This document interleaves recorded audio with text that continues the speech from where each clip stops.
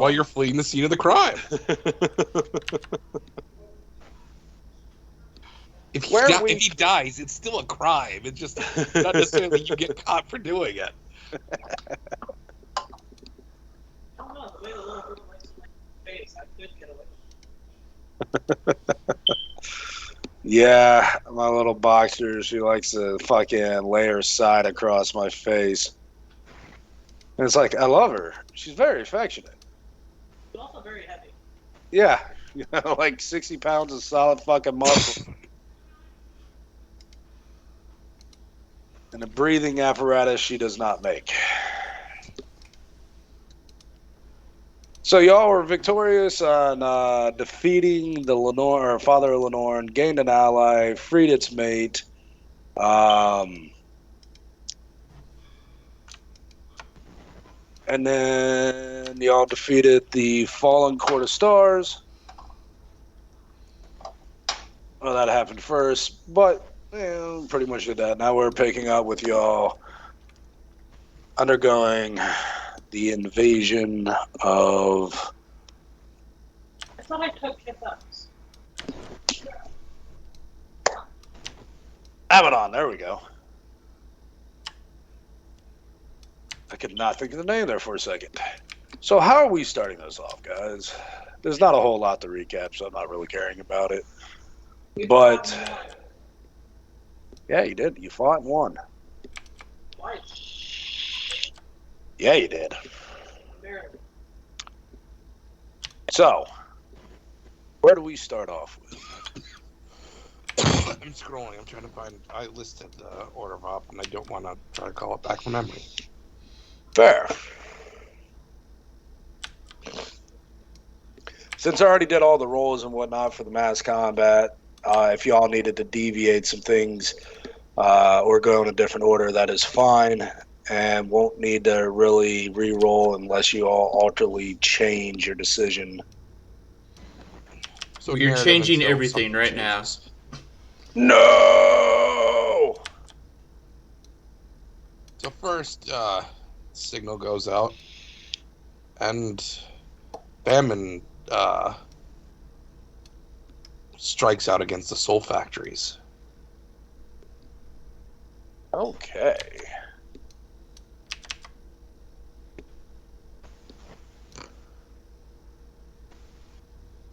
Oh god, eye itch. I gotta be very careful with itching my fucking eyes. I hate it. So, during the first salvo of your invasion, the forces of Famine begin descending upon the soul factories. What souls that the daemons do collect and ultimately mutate or alter to create new daemons. You are successful at taking out 6 of the 10 targets. Now you have to make a choice. You have to make a choice here. 6 of the 10 were heavily, they were destroyed, minimal casualties on Xandric's side were suffered. The 4 that there is now a question, you have basically overlord daemons, if you will, untyped, not tied to any of the horsemen, that are very powerful and one step removed from the weakest horseman, if you will, which is currently Pestilence. So while not on horseman level, they are extremely dangerous. If you proceed with this, there is a chance of high casualty to your forces of Famine. Yeah, but we're going to lose them, so tally-ho. Or at least a good portion of them, most likely. So in other words, at decision point, that's when the next wave happens, and at the same time, that's where a decision needs to be made about the previous waves? Yeah. Is that how this is going to go, Derek? Yeah. Okay. So what do you guys think? I would say send them on, because Xandric is going to lose control of the daemons. Or at least a portion of them. Yeah. I'd say more than, you're going to lose control of more than a few, than, the majority of them, just because of when it becomes a choice between who do you serve, you or the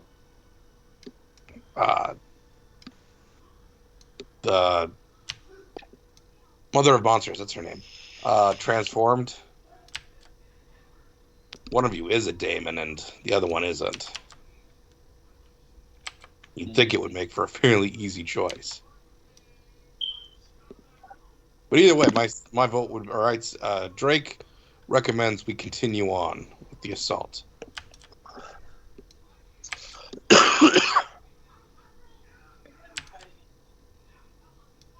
Xandric would be in agreement. Not yet. Okay. All right, so next wave. And now Second we continue wave. on what happens. The with old that. group strike against the cocoons. Against the guardian of the cocoons, whoever that happens to be. Okay, and who's going on that? 1 second.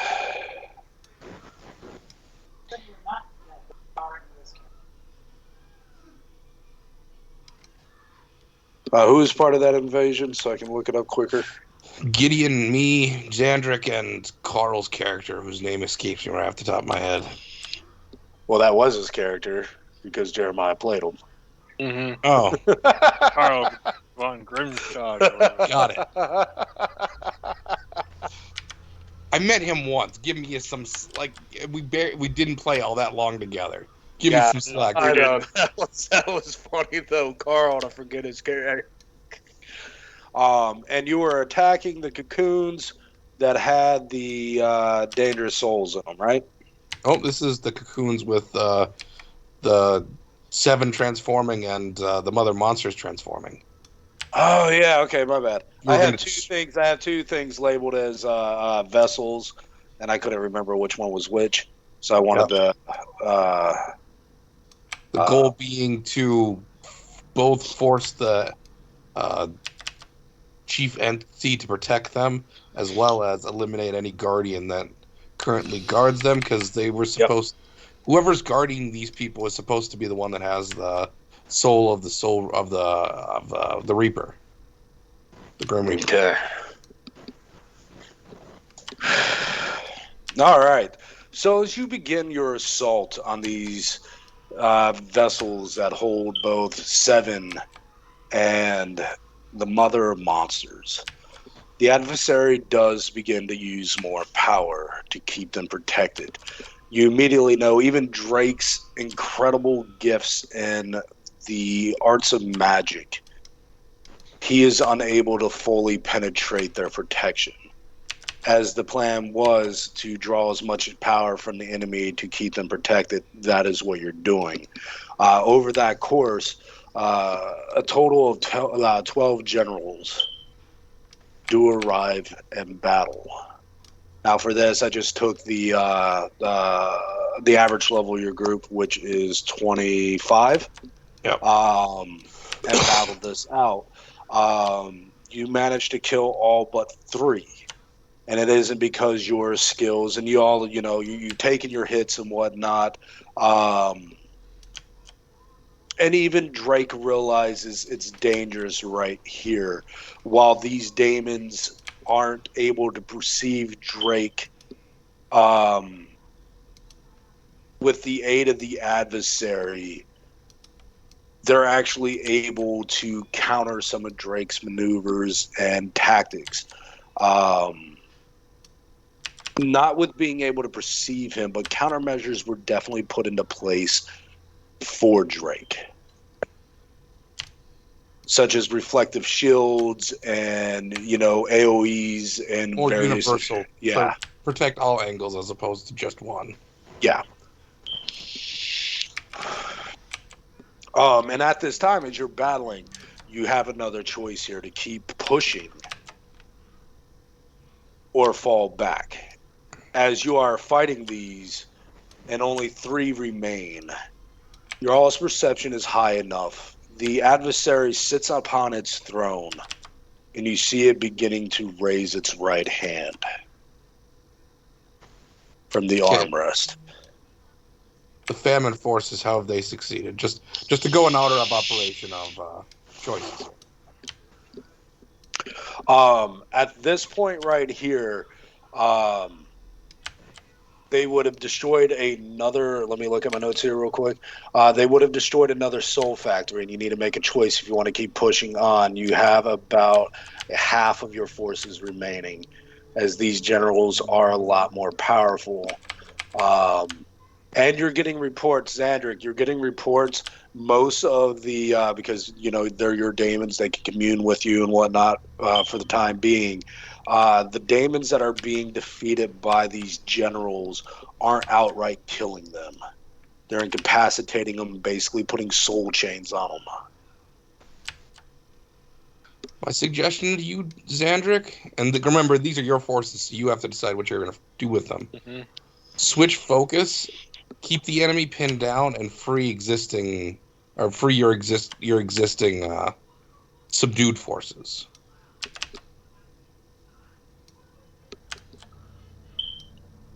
So keep the forces that are guarding the soul factories pinned there because we don't want them reinforcing another area. But switch focus from destroying the soul factories to freeing your trapped daemons. Would be my suggestion for you. All right, then. Yeah.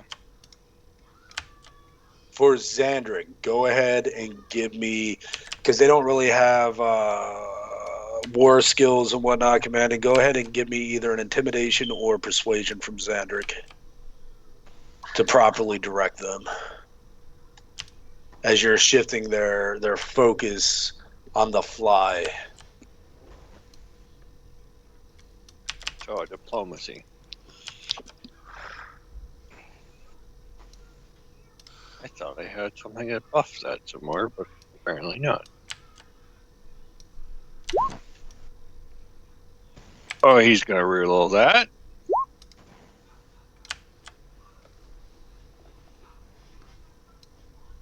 I will.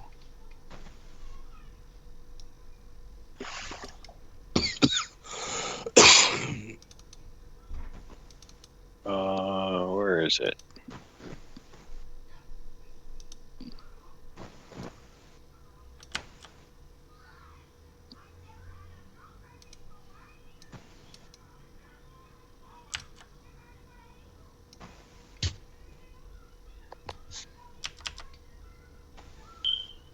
Sorry, it's been a long time to look at Xandric's stuff.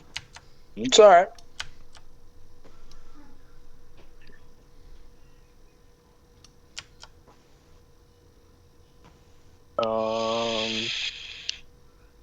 No, not redirect. That's not what I'm looking for. The master and the legendary.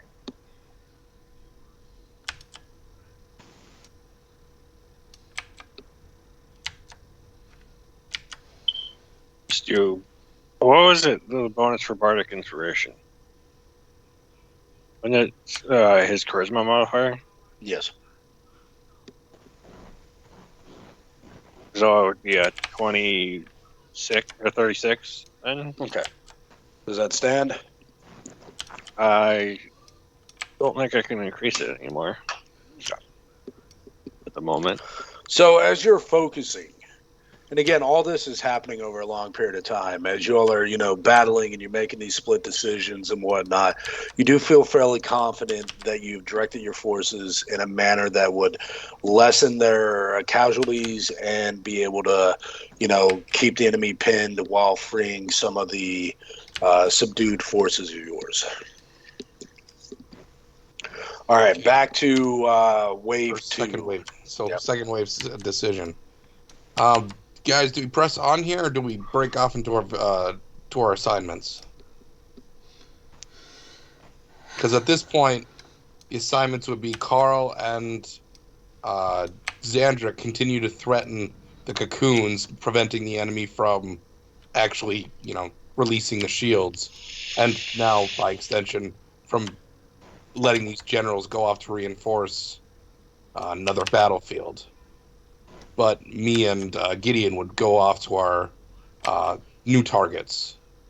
You wouldn't necessarily know I'm gone to a new target, so it just adds to that threat. Mm-hmm. But Do we stay here to try to finish the generals off, or do we go to our targets?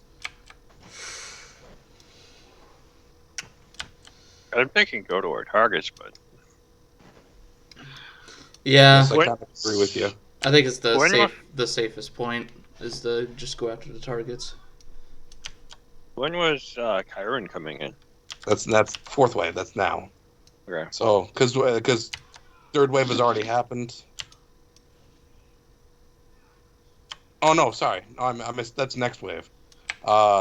So third wave was we pull off to our targets. Gideon strikes out against Pestilence with all of War's forces, preventing Pestilence from reinforcing anybody. And I go and I take the throne.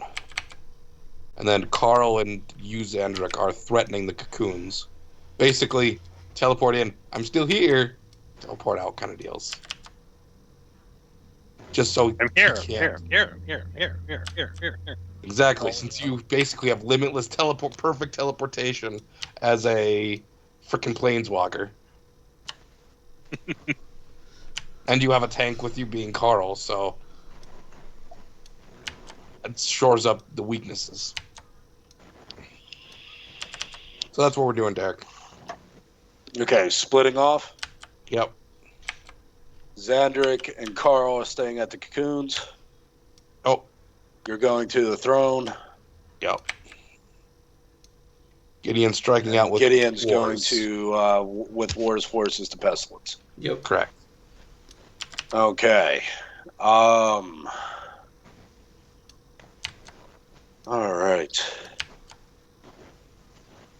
Carl and Xandric, you do notice that the adversary's hand continues to wave. It's as if it's moving slowly, but again, this figure is in proportion to you in size, and it would be like Josh or me standing next to Godzilla. I say me and him because we're tall fuckers.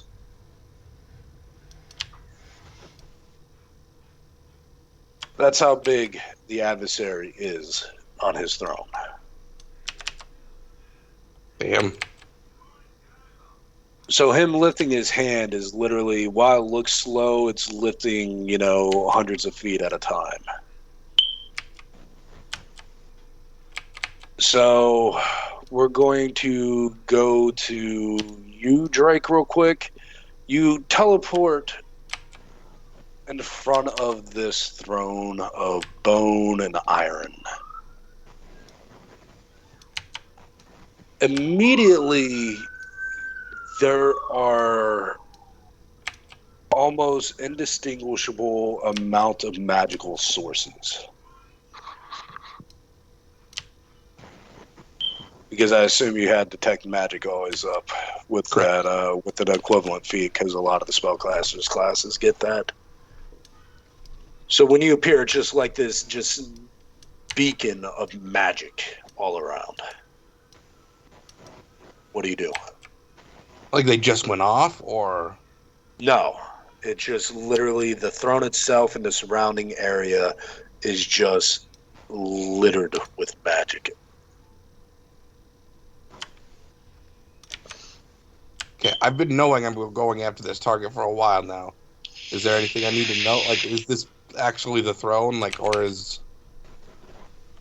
Give me an Arcana.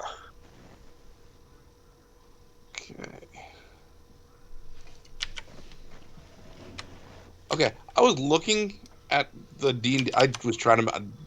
I just failed at creating Drake.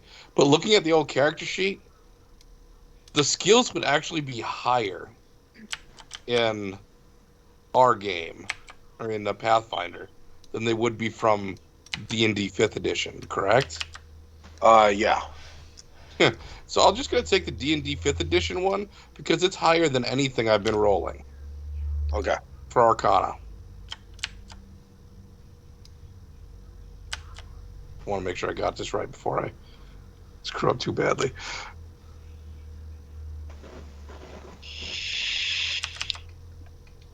Well, realistically, Dan, for you should be using the 5th edition because yours is generally higher because of the tomes and shit that you used.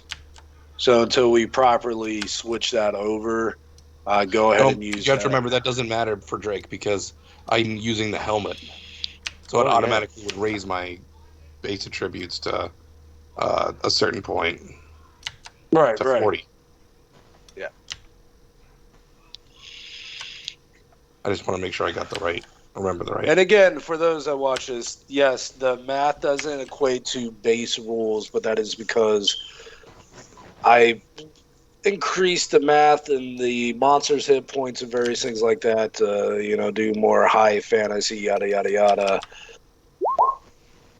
So my base is plus 56 in D&D 5th edition. And again, for those watching, power was much higher in base 5th edition. Especially with several blessings and unique circumstances with Drake outright mastering entire schools of magic and them giving him kind of a global buff to his arcane knowledge, which is why it is what it is, or as high as it is. It is the real throne, and it radiates with immense magic, much like the Vault of Sin. That still might be too high. We're going to have to actually do Drake and get him done. It should be higher than what we had you rolling, but I don't think it's plus 56 in Pathfinder 2nd edition. I know that doesn't seem right, but the math is done a little different. We'll fuck with that later. We'll have that stand as it is for this session, Dan. I'll go down to 40. Okay, that's fine. I'm going to re-roll that one then. with one of my 3 lucks, because fuck that. Okay. 52.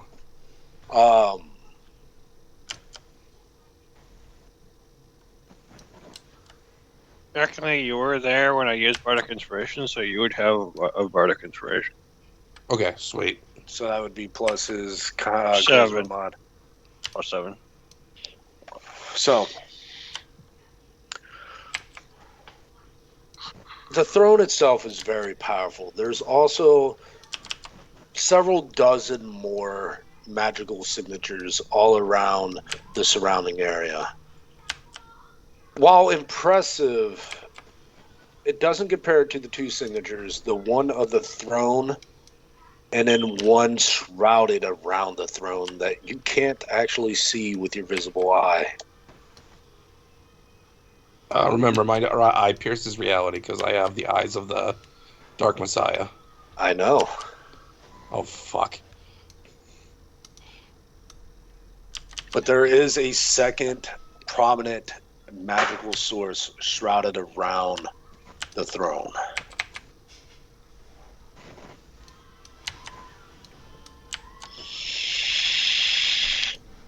Could I at least depict a power source? You can. Give me another Arcana.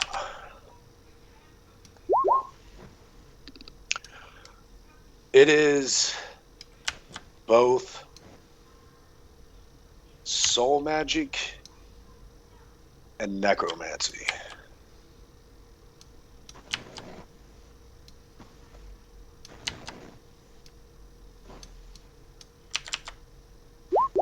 I didn't mean to do that. Okay, this is what I'm going to do. Derek? Okay, actually, how to put it, it is soul magic, a soul, and a...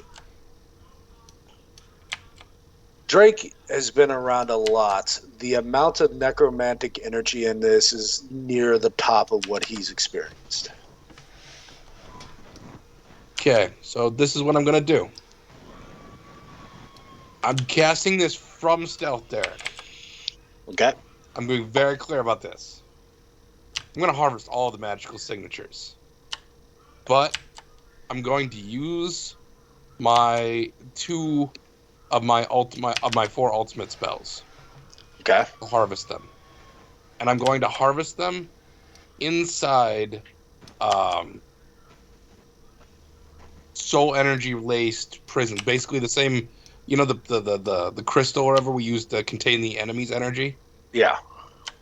I'm using the same. I'm creating the same prison or the same containment device around all the magical artifacts that I'm going to scoop up here.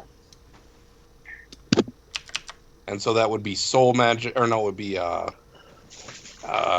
would be matter for the crystal for the type, and then soul. Probably body because that embodies energy as well. Okay. All right. Give me just in case there were traps for me. Okay, give me an Arcana roll. Luck.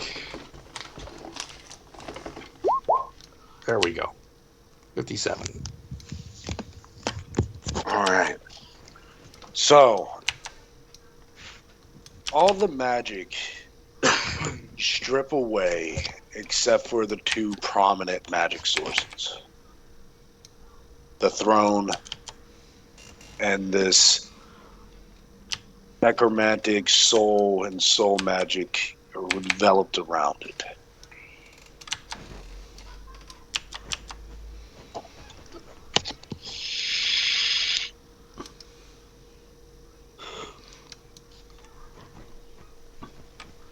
Like I said, then I collect him and I collect him. That's the end of my part in this wave. Well, the throne and the shroud that's surrounding it's still there. You didn't collect it. I did collect, or I didn't? You did not. You collected all the other, while impressive, those two still stand. So they aren't encased, or they aren't in prison? They are not imprisoned.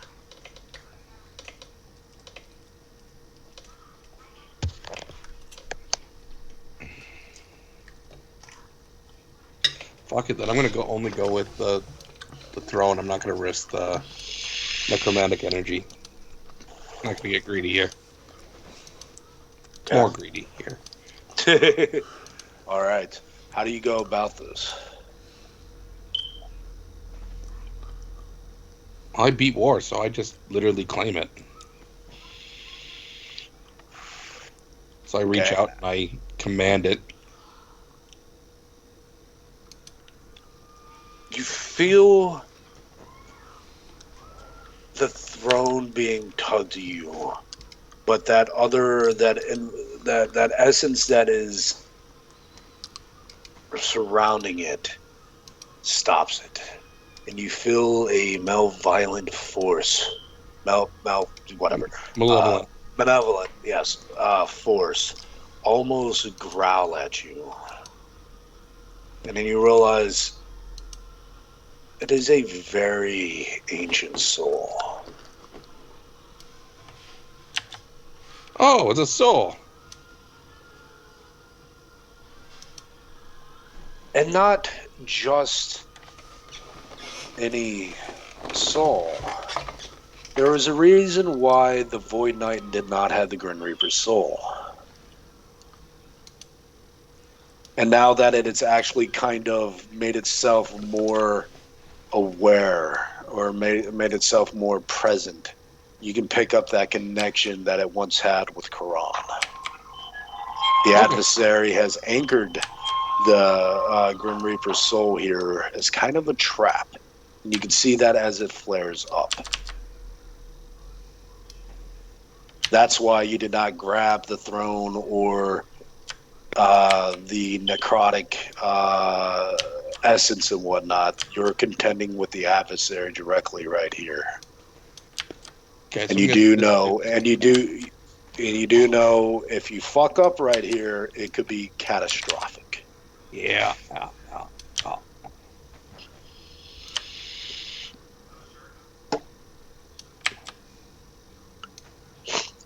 All right. Do you do anything here, or do you want me to get to the others? We'll give you time to think. All right. Gideon. Charlie, you there? Yep. Okay. With the forces of war and you, You do press heavily into Pestilence territory.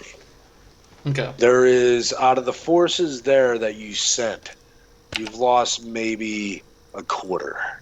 Pestilence is not a chump. He is, even though he's the weakest of the horsemen at the moment, he is still obscenely powerful. Yeah. Now, you can feel fairly confident that you can snatch the cauldron now, or you can press to possibly take Famine out. You've only lost a quarter of your forces.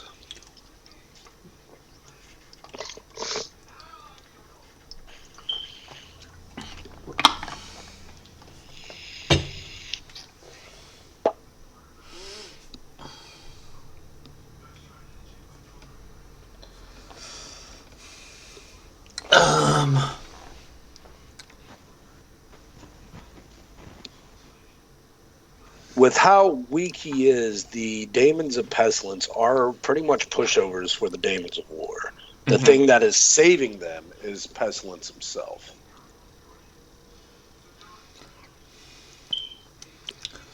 And we're pushing through. They're not like retreating back or anything.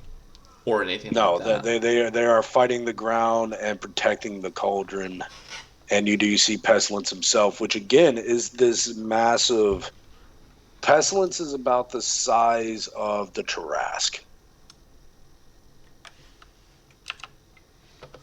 He's a titanic creature. He'd be 5 squares by 5 squares and roughly about 100 feet tall and very, very rotund.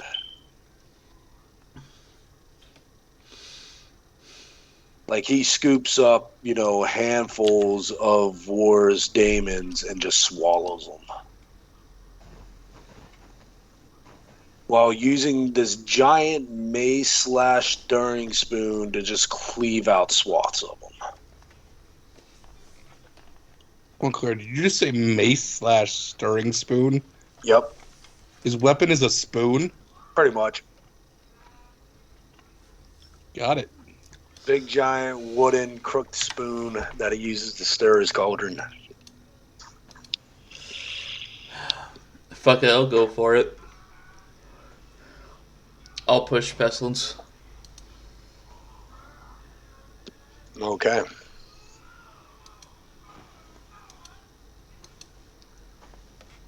Let me look at my notes. Okay. Pestilence, he is getting worn down. He isn't at the bloody stage, and you're about half your forces, and Gideon himself is about 2/3 of his health. And put in, cinematic terminology. He's looking a little tattered, but still capable of fighting. Zandric and Carl, and I'll get back to you because this is one wave that's having to go around as people are making their decisions. Zandric, between you and Carl, you're able to keep the 3 generals occupied. Not necessarily able to delivering a telling blow, because each one of these are about on par with your own strength. You're an absolute annoyance to him, Zandric, because I'm over here.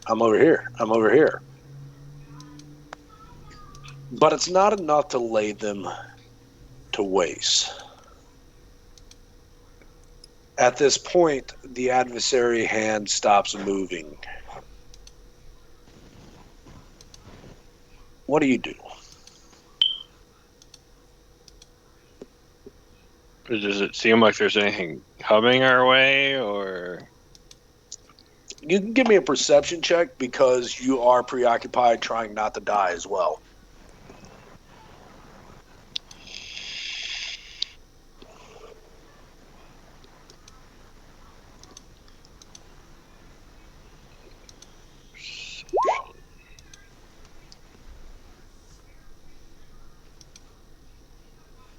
That is actually really low.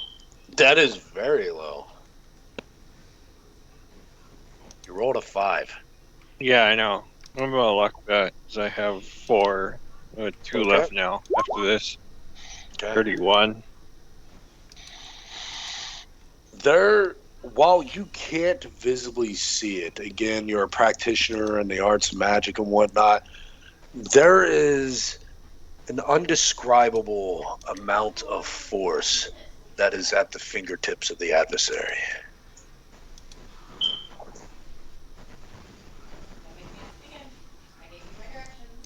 And it seems to be blending all the schools of magic together. And some you've never even seen. Or even knew existed.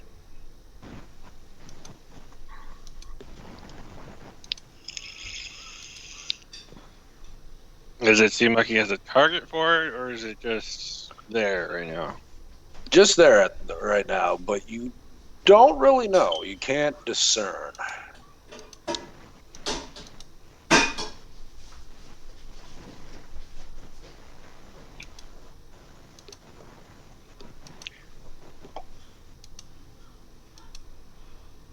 So he would basically be prepared to either get the fuck out or redirect.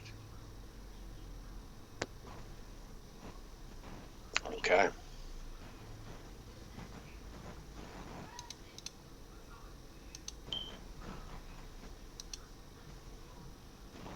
As you are dodging, weaving, countering, attacking in your own, all of a sudden that energy vanishes.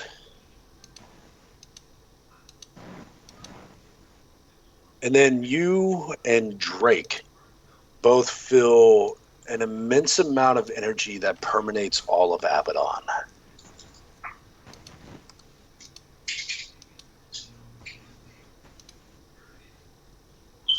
And then you try to use your Planewalker ability to dodge an attack.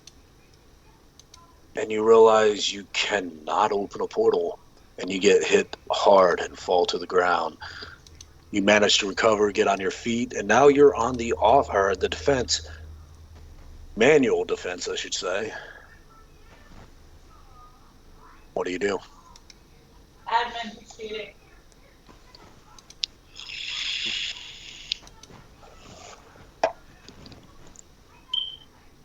So my Planeswalker's abilities aren't working. Correct. But I still have teleport spells. Do you try to use one? No. Remember, you also have the high level tank with you as well. True.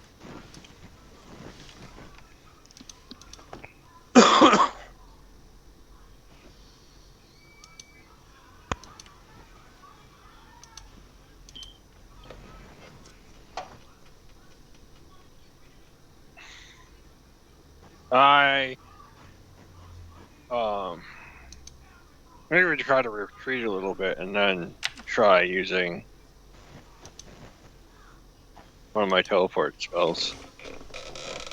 Like pull back a bit and I need you to roll a fortitude save for Xandric when you try to use teleportation magic.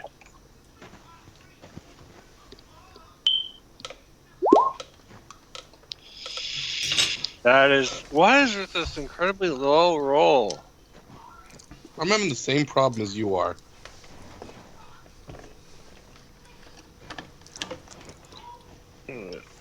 Going to lock that, I guess. 31 plus I'm going to use a Bardic Inspiration because I feel like I need to. Which is 38.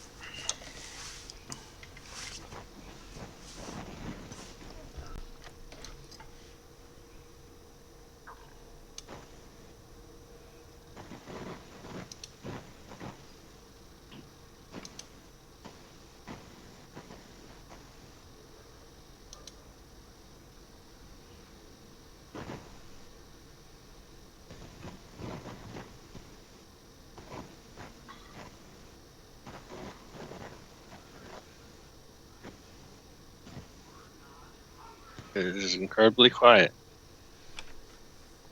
Damn it, I was muted. Uh-huh. My bad.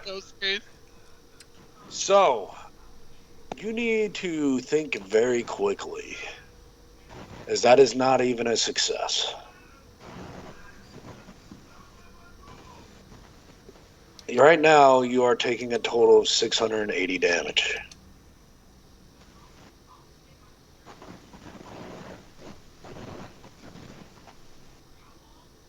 I'm taking. Yes.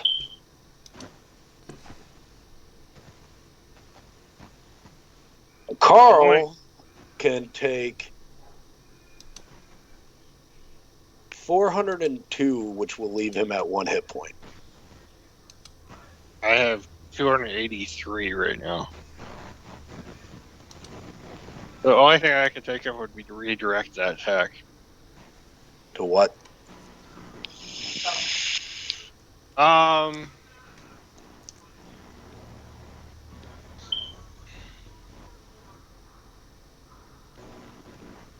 Either one of the generals or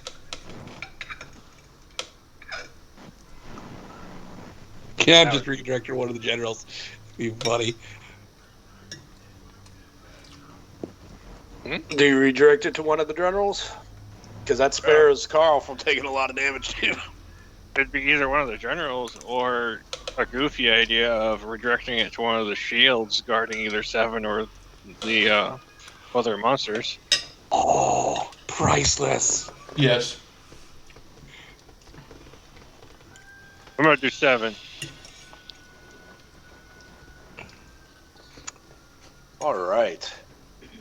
So, in this case right here, because the vessel itself is an inanimate object, it can't make fortitude saves.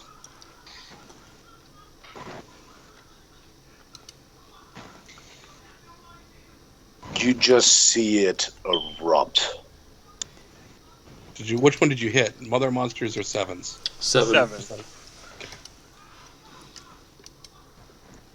You just see it erupt, and there is a mass just cascading explosion that stretches on miles. You may have incidentally hit all 4.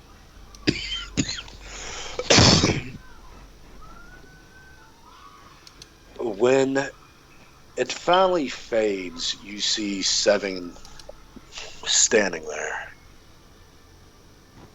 And then you no longer see him.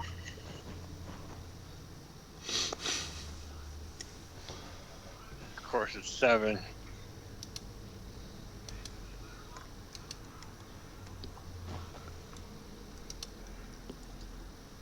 And then, because of this, you feel Abaddon begin to shake. You feel the heavy gaze of the adversary upon you. It's a good time for the next wave to hit. We're about to get to that, because I got to go back to you and then Charlie. Or I need to go back to you, because you're just making the decision. Charlie's next part will be going into the next wave. So basically I make my decision and it goes into the next wave. Yep. Okay. I say, I'm glad I didn't waste this.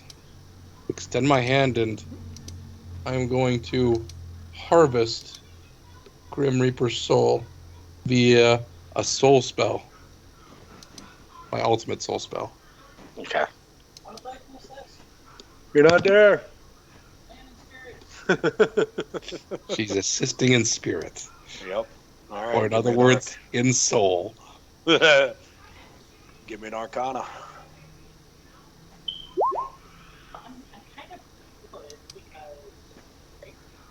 Yes. Let's stand.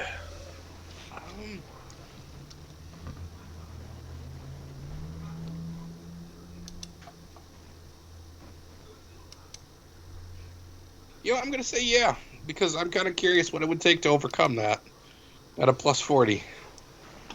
All right.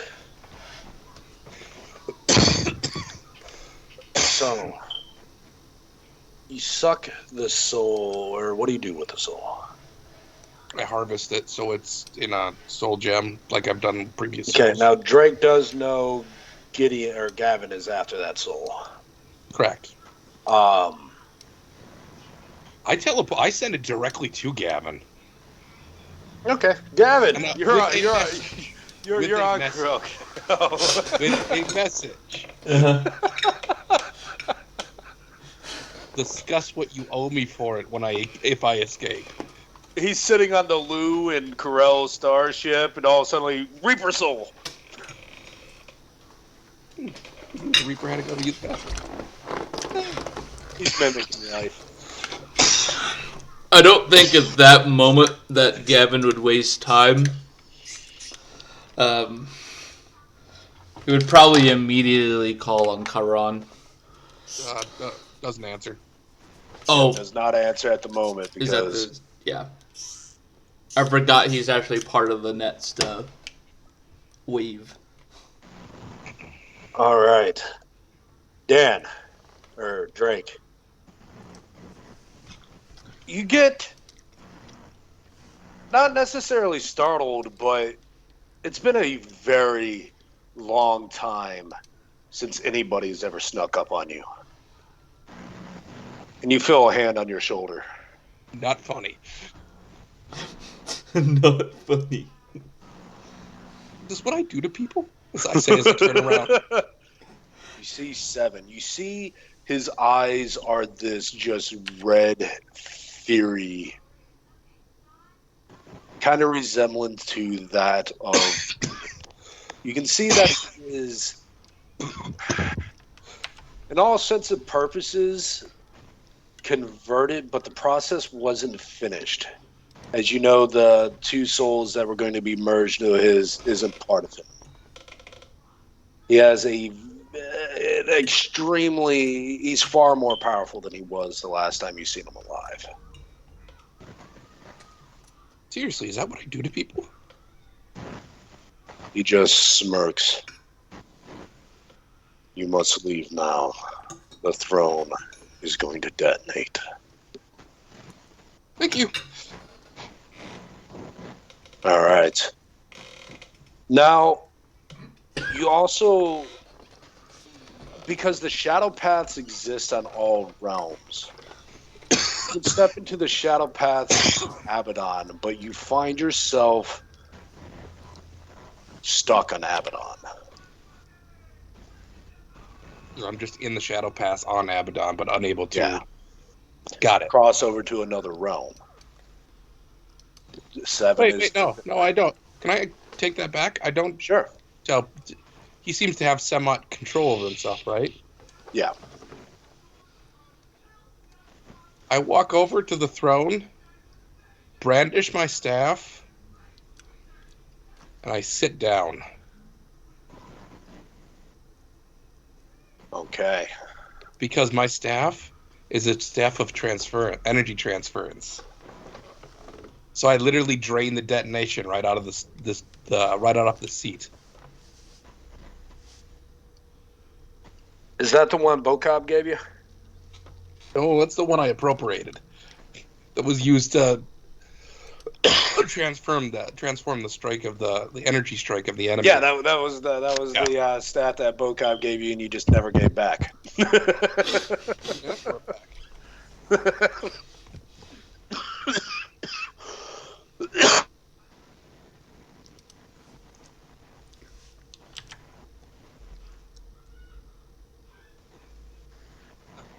Sorry, coughing fit, and then a sneeze.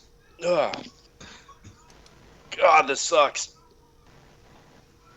Oh, I know, spittle everywhere. That fucking sucked. Damn. Alright, sorry about that. Oh. I need you to give me a will save.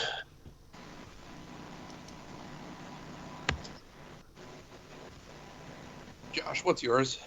Lysander? Plus It would 19. be treated 5 higher. so plus 24.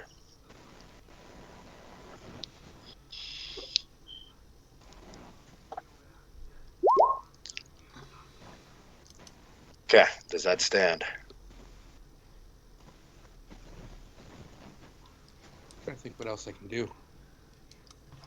Through the Dragon Lord connection, because we've done this before, I asked Andrew for his Bardic Inspiration. If I could do it through the like that, I would have.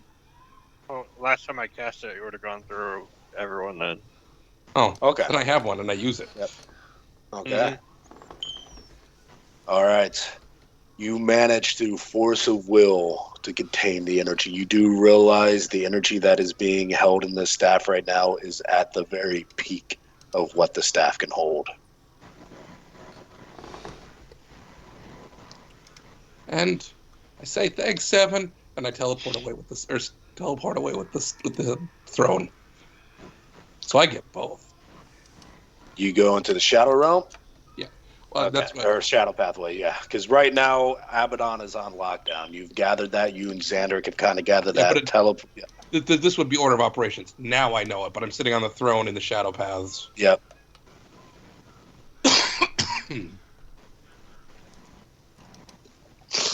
Throne goes into my sanctum.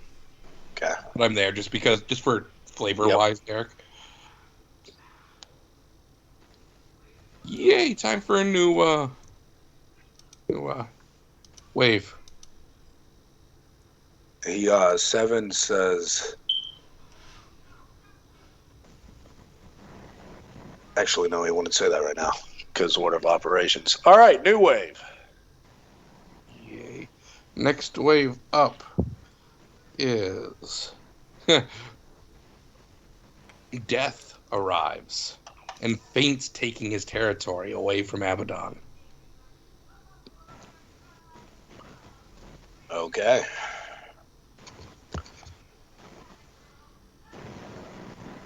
So when Chiron arrives, there is a shift in the atmosphere. As he is not on the mortal plane, he allows his true essence to bear forth. Much like, Io and, some of the greater gods. Because Chiron is just below Thrasadun in strength. Being the first horseman pretty much since the dawn of time. He is quite powerful. Your interactions with him, Gavin, has only been but parts of his strength. Just the fact that if he was to bear it all, it would warp the material realm. Mm-hmm.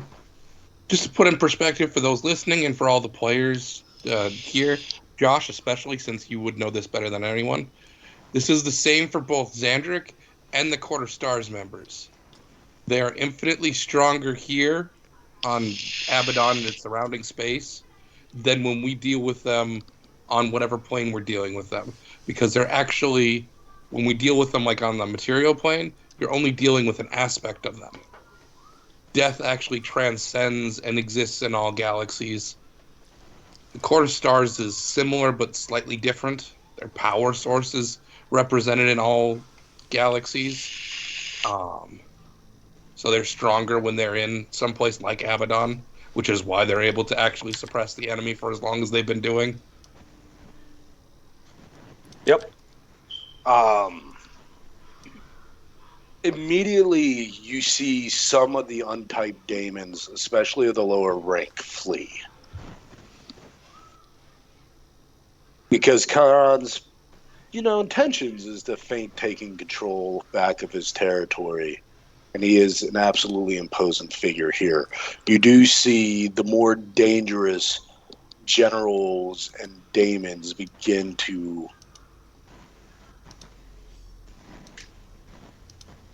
march upon him. And outside of the truly strongest are immediately met with oblivion. So should we go order of operations on this, Derek? Yes. Or waves? So decision for the first wave.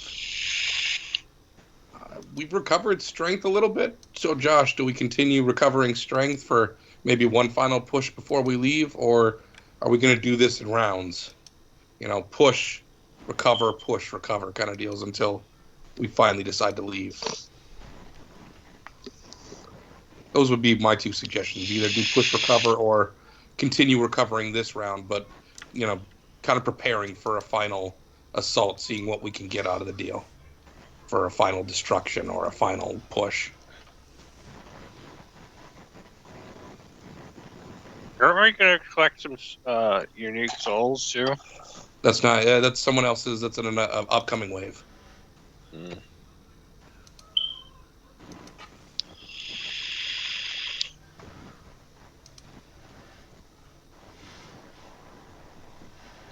I'm open to either. I'm just not sure at the moment.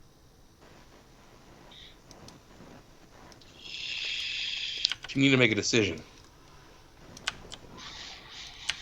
Or we'll come back around for your decision after we get through the rest of the waves. But your decision is coming up in a moment here, so think about it.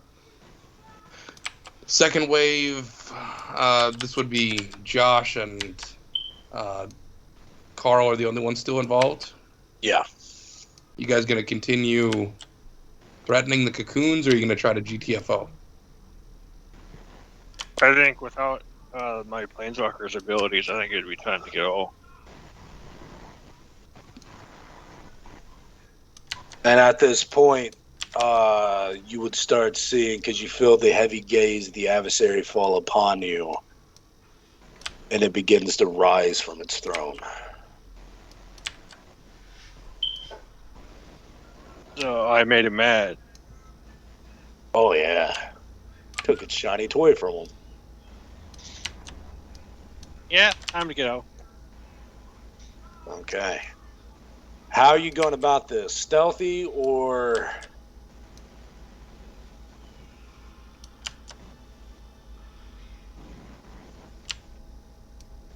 Already made the rolls for Carl.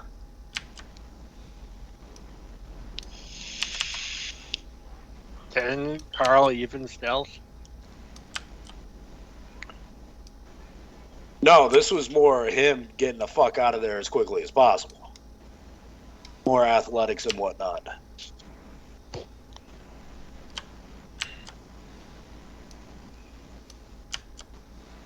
I'm going to AFK for a minute. Do we even have a spot where we can just leave? Like, are there gates open still? Corner Stars is our retreat point. So, theoretically, they could aid you in trying to escape. And because it would just be above the atmosphere where you're escaping, you might be able to teleport.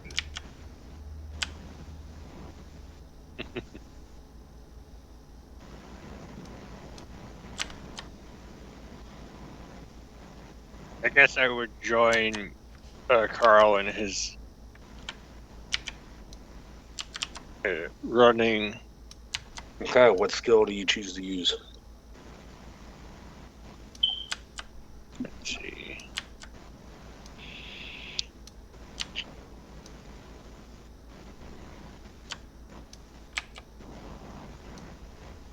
Wow, his stealth is way better than I thought it was. Acrobatics and athletics is garbage.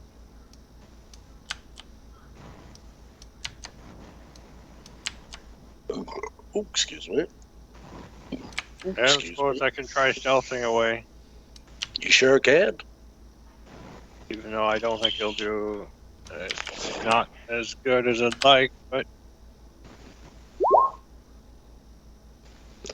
that was a 10 that got rolled. Yep. And then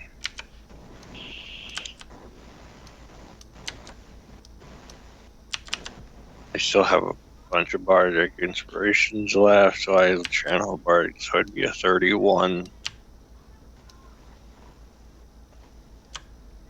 Anyone who's attached doesn't have one would have, an inspiration then. All right.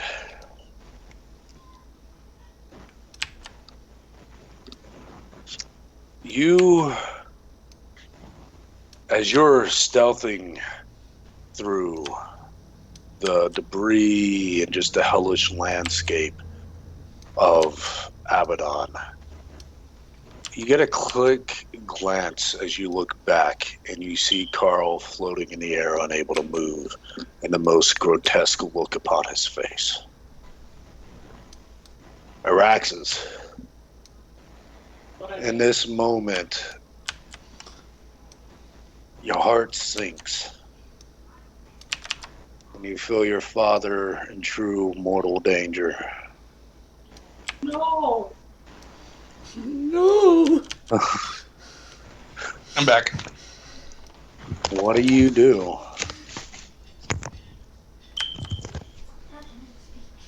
Did I have any idea what they were going to do? Yeah, you know they're invading Abaddon.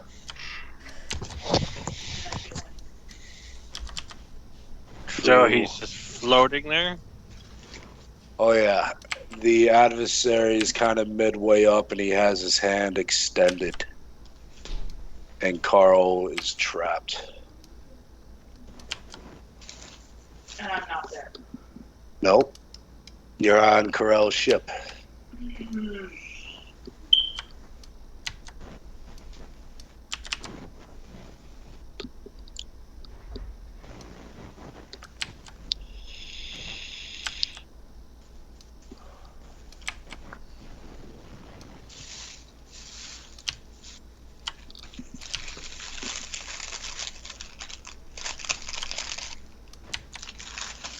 That would be an idea, but that would be chaotic indeed. Let me know when it's, because this is all happening simultaneously. I'm going to do something here too, whenever it gets my turn. Demand help. I don't suppose I could try redirecting any attack that would be thrown at Carl. Not unless you have an ability that says so.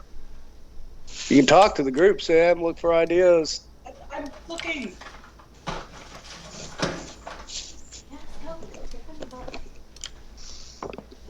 Technically, there is a way, maybe, to get your father back.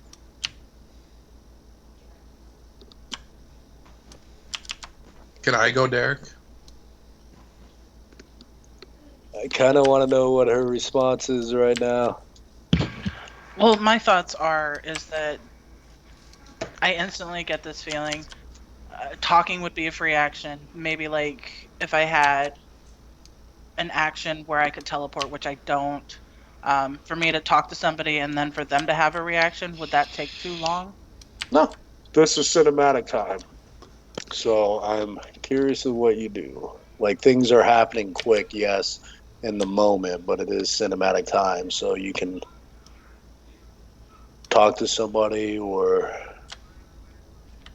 I'm only going to allow you to talk to one person. Well, who else present right now with me? Corral, your party on the island, the Witch Queen, and the Shama.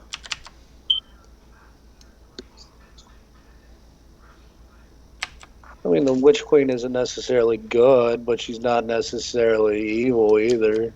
So she's like, Technically, Neshama's not there. She's left to participate in the assault. Oh, yeah, never mind. She's on... Is the Witch Queen there, too? Witch Queen is still on the ship. Okay.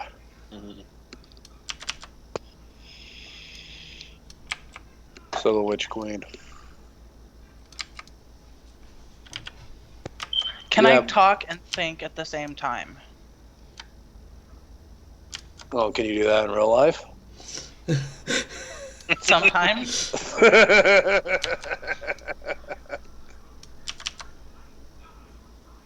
Go for it. You only have a matter of moments. Make it count who you decide to talk to. Don't forget about your Dragon Lord connection.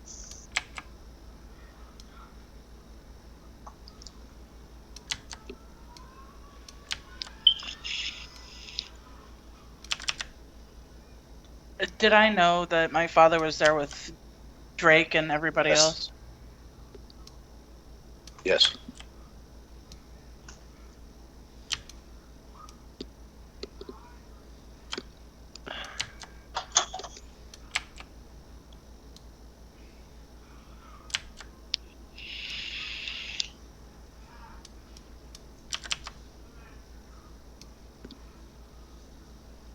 I have a couple different ideas, but I think I don't entirely know how I want to go about doing this. I wouldn't talk out loud to anybody specifically.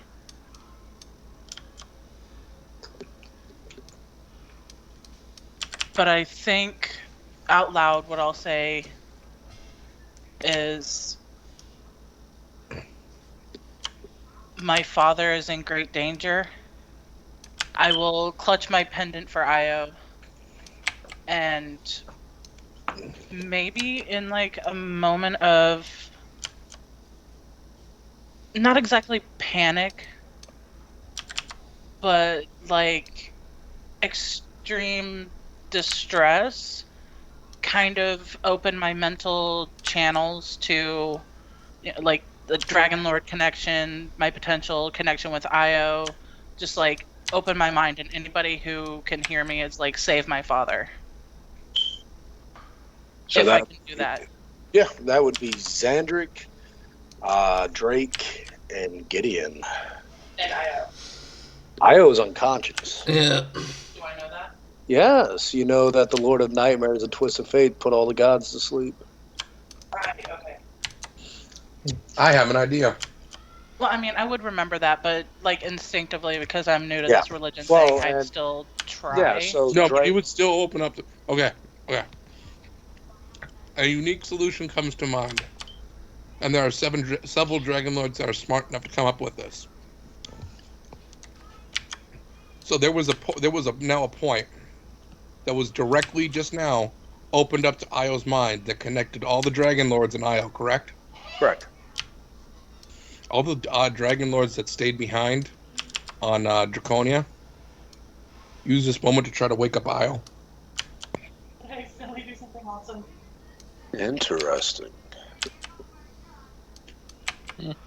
Because technically Carl is a paladin of Io. Yes, he is. That would help him immeasurably if Io was reawakened. Fuck, it would help Gideon immensely. I was reawakened.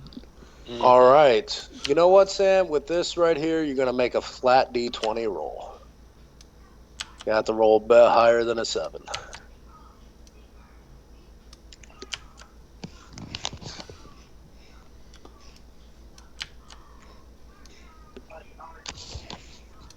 Yep, 1d20. No, every roll. You can use your reroll. No, let me reroll. And I was gonna in flat out say that panic, you feel like your connection was cut off, that nothing was heard, but your faith in Io and your extended family, your father, My second father. you can feel this kind of metaphysical eye open. And for a moment, you see Don't Io. fuck me. You know you live with me. You see Io's presence in your mind. Those on Abaddon, this bleak landscape of hellish nightmares and oblivion is lit up, just radiant light everywhere. It's like Detroit went back in time. Yep.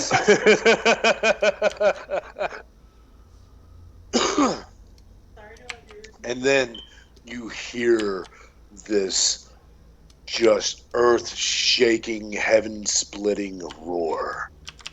And when the radiant light fades, there, towering above all but the adversary, is Io. I done it. The adversary is caught off guard. Io's her eyes flare with divine energy, and Carl falls to the ground, tumbles, and ends up at Xandric's feet. And Io begins to utterly lay desolation to waves of demons in the surrounding area.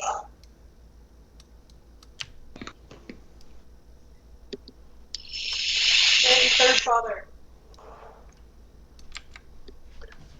And again, while on Abaddon, not having to worry about the limitations of altering the material world. Io is in his full glory, if you will. The guy who was just out of the shower. Yes. How does he always look so sleek? Shiny. You see Gideon. Pestilence kind of shrieks away at the presence of Io. And you feel your paladin powers return to you.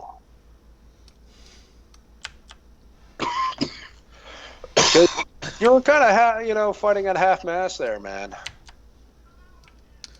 Yeah, I would say Gideon would take this time to for. You're pretty much a high-level fighter without the fighter feats. Mm-hmm. Now, at this point in time where he actually has his paladinacy back, actually going all out on Pestilence. He wants to take this time to, if I can, take him out. Okay. And you will not be fighting it alone.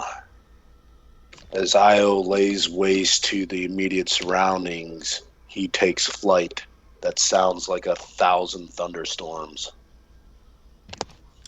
And within just blinks of an eye, Io digs its massive claws into the shoulders of Pestilent and joins your fight against him.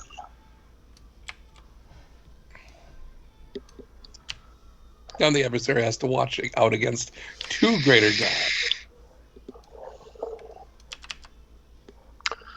All right.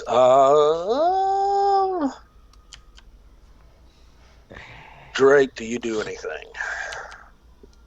Yes. Oh, fuck. This guy went all the way back from where I was scrolled to the beginning. Like a dick. So,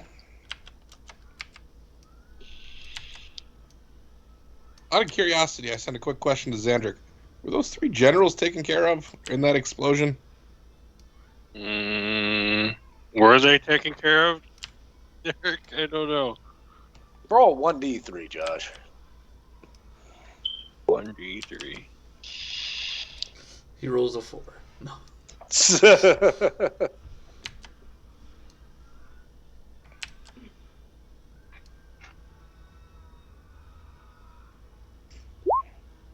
One. Two of them still stand. Unless I can re-roll that. If you really want to. I'll see what it is. Just leave it. I'm just curious because theoretically you could still, you and Carl, now that Carl's not weakened, could go back to kicking some ass now. Technically. If the whatchamacallit isn't still super pissed at me for breaking his toy. Oh, his attention is pulled elsewhere at the moment. There's pissed and then there's threat. You're He's more still rising to an upright position to stand instead of sit upon his throne, or its throne. Okay. So, Drake extends his staff and uses the energy that he converted, and empowers a sleep spell and casts it on the enemy. Ooh. Interesting. Interesting.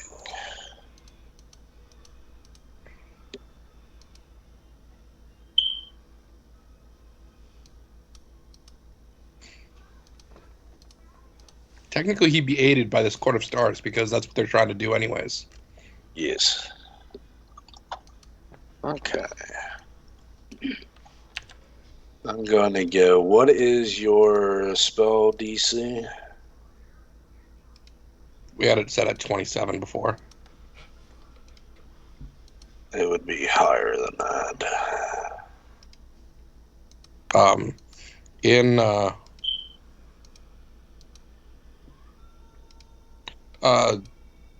spell save DC in 5th edition is 31.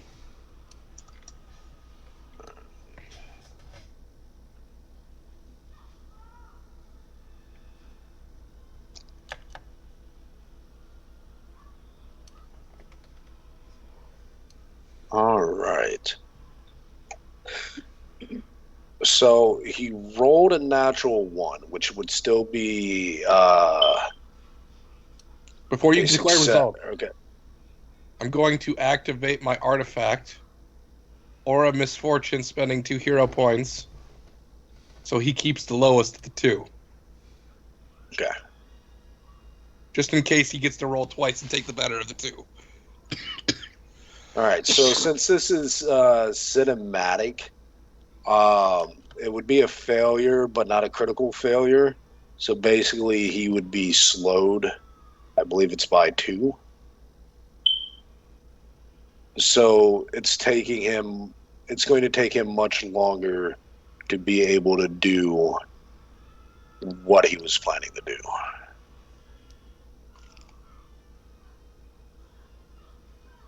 Basically, he won't get to act again until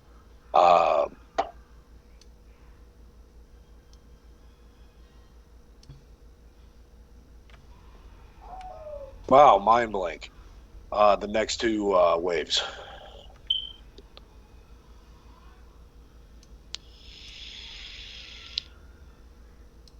Okay. So have you decided about Famine's forces, Josh? It's the major distraction of flying thing. You know, I'm kind of thinking we take a couple turns and try getting more troops back. Destroy, or we get more back. Because the enemy is very distracted at the moment. You know what? Let's go for the destroy. Let's take down some of the other soul factors.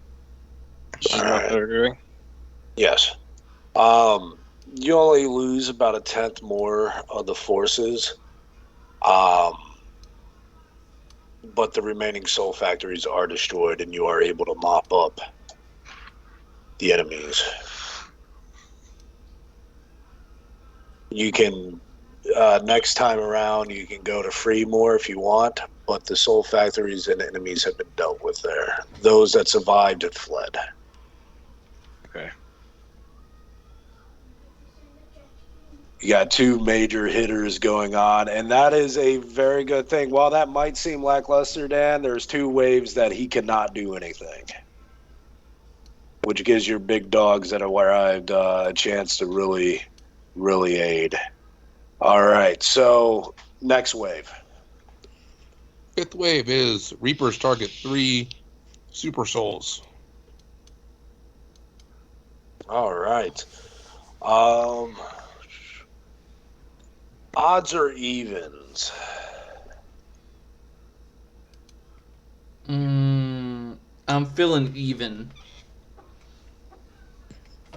Odds. All right. It's all right. It was more so did their guards flee to go aid in the big fights going on. But these guys are loyal to their duty. Assholes. All right. So you can make an all-out push. And if you make an all-out push, it's going to cost you half your Reapers. But you do claim the souls. What if he's aided by the newly freed up Famine forces? If that's what Josh is going to do. But if he does this, it does forgo him freeing other forces that were subdued by the enemies he was fighting. I will allow this. But unlike the Famine forces that you're unsure how many are going to go to the Mother of Monsters, the Reapers are Gavin's.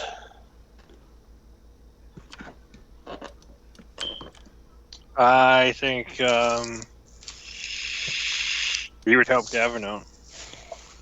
What's that? Okay, with the combined forces of Famines and Reapers, it would be too minuscule of a loss to really keep count of. You may have lost like a small handful of both, but the overwhelming numbers, that one went off without a hitch. Then if you're sending them in there. Yay for having extra help available. Yay.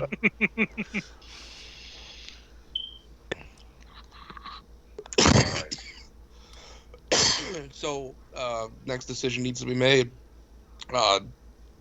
Xandric and Carl, are you going to renew your assault against the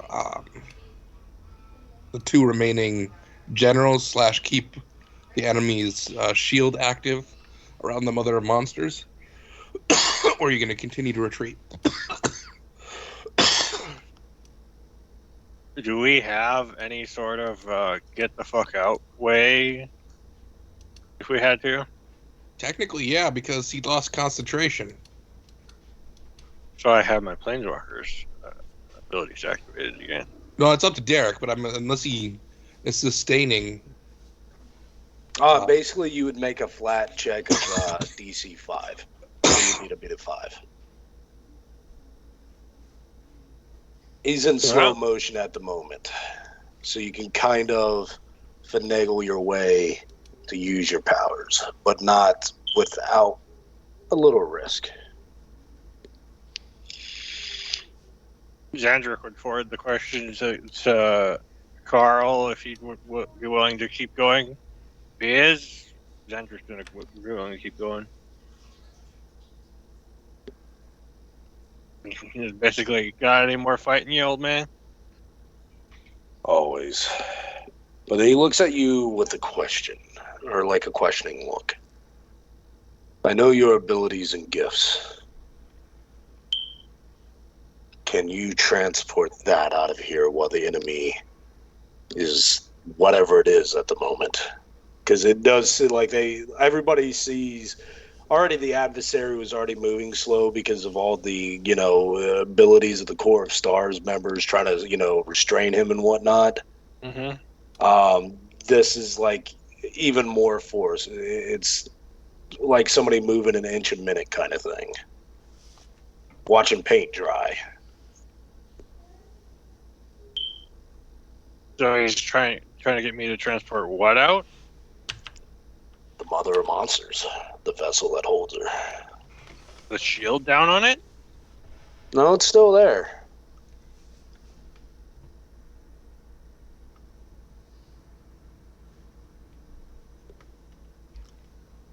Can I actually bypass the shield with Planeswalker ability? Certainly could try. I'll give it a try. What bad could happen? Give me an occult roll.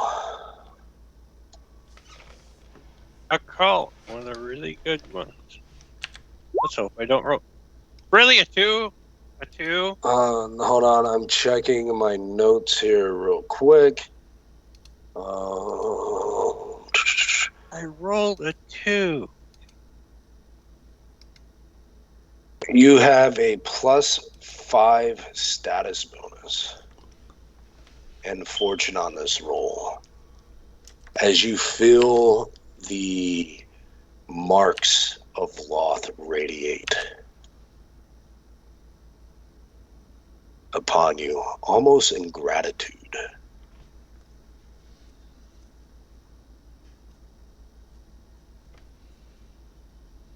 So that would have been a 25 or a 31.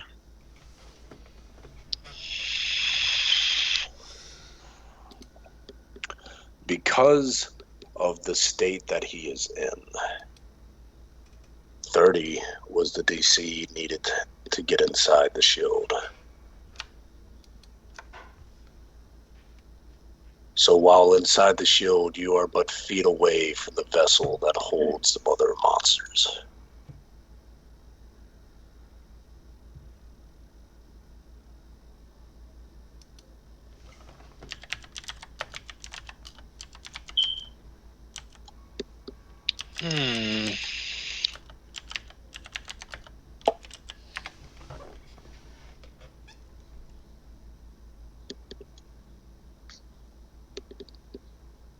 Remind me again, Drake or Dan here.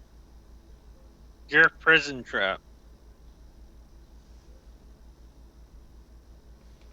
Does the person have to look into those mirrors again?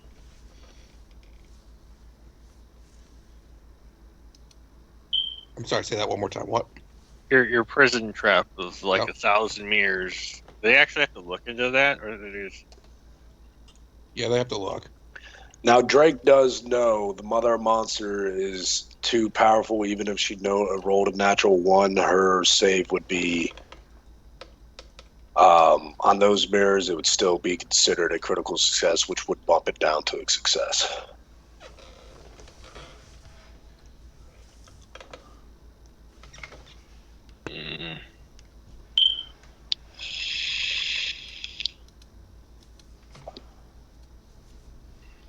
I don't know where I'd transport her to. Right away. We have any place You that can would hold speak her? to Drake. Yeah, you can speak to your dragon lords. Basically, that's what he would be doing.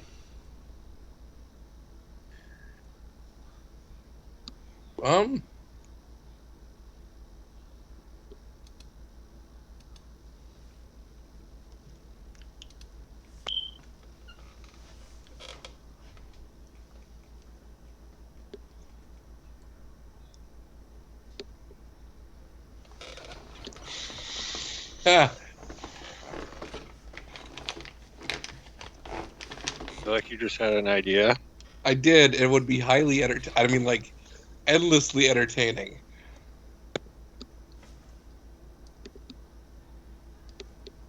Send me and her here. Derek, I pick Lifeless Island, or not someplace that I don't have to worry about collateral damage. So, the desert island that's basically deserted. Sure. In That the should be pain. strong enough to withstand this. Now, No, this is like another planet.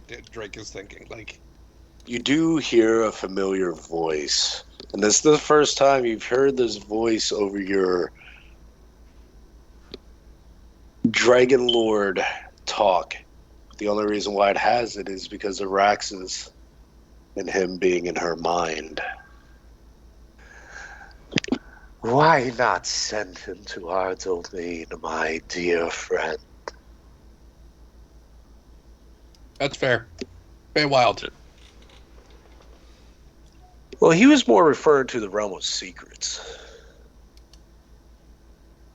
Feywild works as well. Feywild currently abandoned because no one wants to deal with the Lord of Nightmares. All right, give me a D20. You're beating a DC of 5, Josh. 13. Drake and the vessel appear in the Feywilds, and there you see the Lord of Nightmares and Twisted Fates. One thing you notice, Drake, that this is just an aspect of him left in the Feywilds. His real self, not here. You always do bring the funnest gifts. Drake just simply extends his hand. This is what my son was always trying to do. And all of a sudden, 5 circles appear. The god beast of water, the god beast of fire, the god beast of earth, the god beast of air all get summoned to pounce and destroy the mother of monsters. From the fifth circle, the Tarisk. Let me join in. And he extends his hands outwards, and you just see this like burst of ravens and crows. And then from its chest, you see this nightmare Lenore.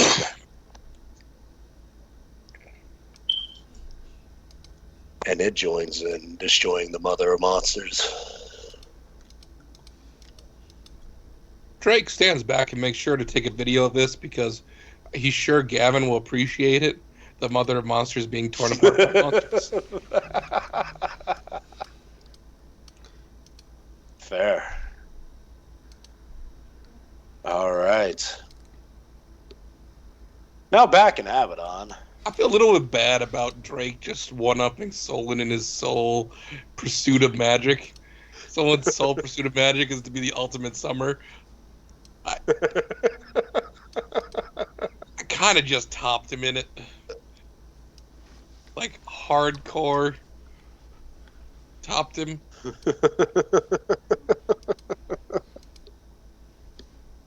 Even Drake's feeling a little bit bad. Aw, my son's pride. If he ever finds out. I'll show him. You don't feel that bad. This is this would be fucking awesome. I'm showing everyone.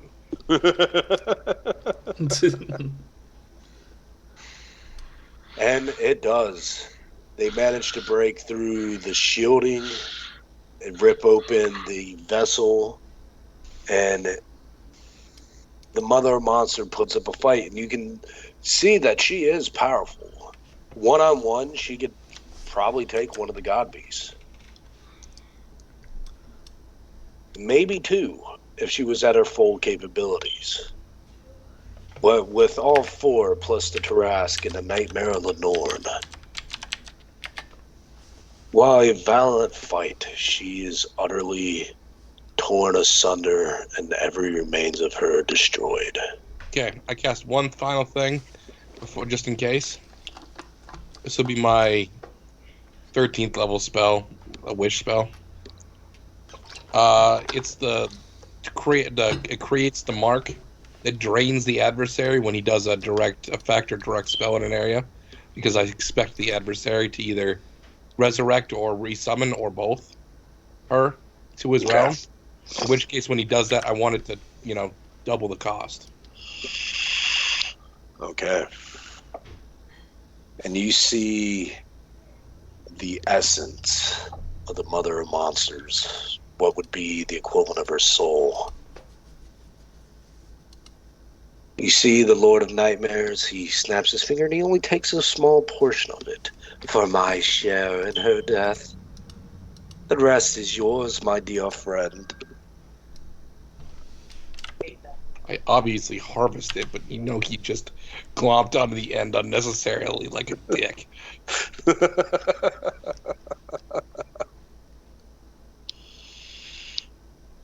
Alright, back on Abaddon. So decision for... I'm doing that Gideon and his progress in destroying and potentially collecting the cauldron. Gideon, you have the choice. As the final blow to Pestilence is delivered, you see its essence form, but its body, its vessel, utterly destroyed. You have the choice. And this isn't a soul you can just collect. Yeah. Because they are the essence of what the horsemen are. You can take parts of it and whatnot, but not the entirety. Like Drake has a quarter of Famine's power in a gem. Mm-hmm.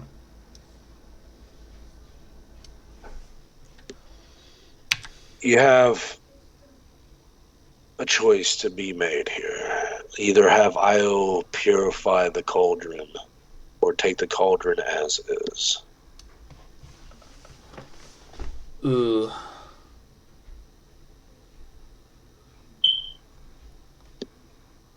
The paladin in me says purify the cauldron. But I don't know if that fucks up anything that... But the Drake's friend in him says, but that could destroy the loot.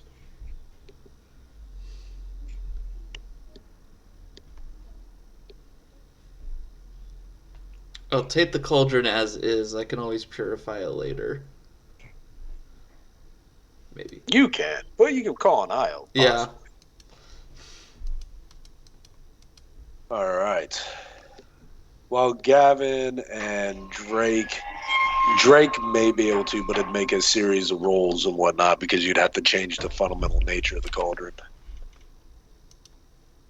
All right. So that's taken care of. Next wave. At this point, everybody's basically going on a fucking rampage, just killing as many daemons as we can, because all the waves have been resolved. The sixth wave is technically the God's wave. Yes. So, as your team enters the Rec Realm, there is a chorus of mourning and sorrow. But the light that Neshama sees is that of creation and what was meant to be.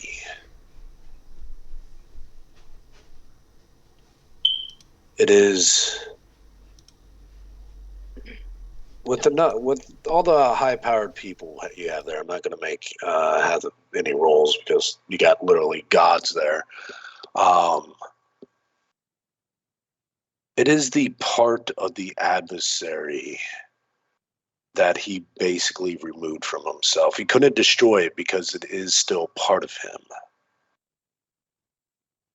But it is the part of him that was removed that yearned for creation, that yearned for balance in life, to flourish in the void that was.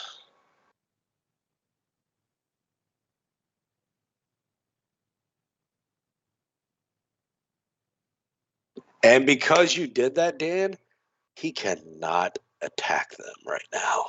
I know, that's what I... Oh no, like as soon as we got to this wave, if nothing was done to slow or halt the adversary in some way, you would have lost some god friends.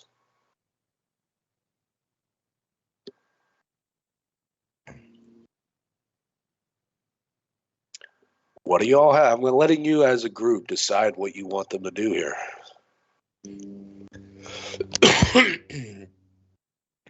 Archaon probably thinks closest to Drake. So Archaon speaks up to the rest of the gods assembled, and he's doing air quotes with gods there.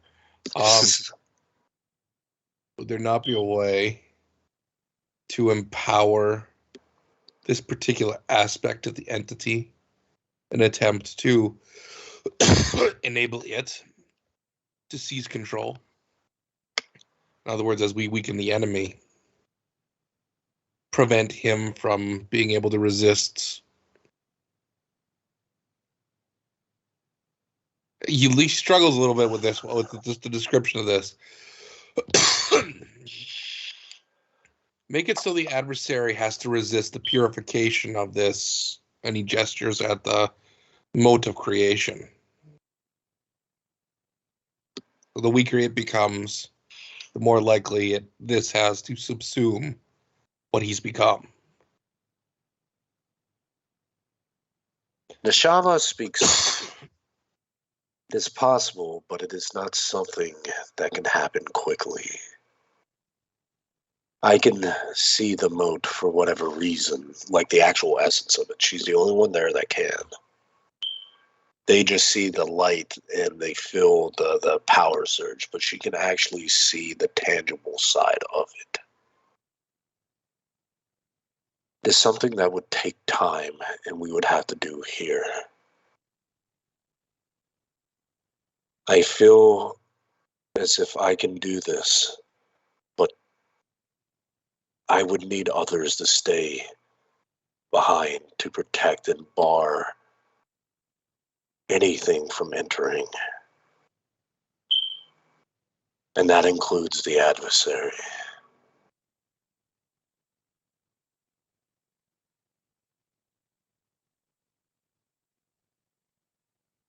According to Drake,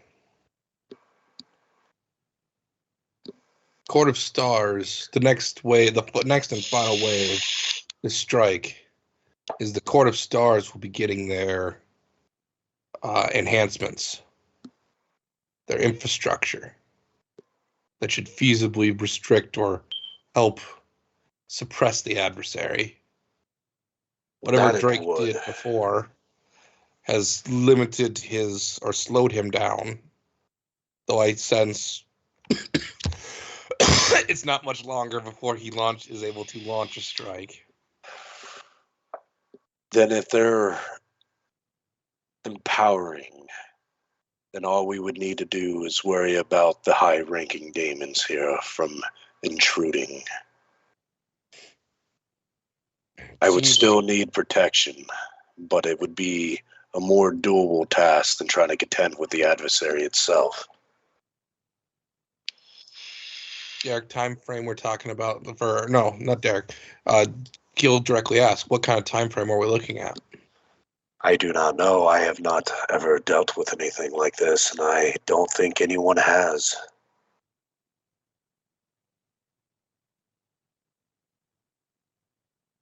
This thing has been sealed away for eons. Or, I don't even know, an uncountable number of years. Is time even relevant to this thing?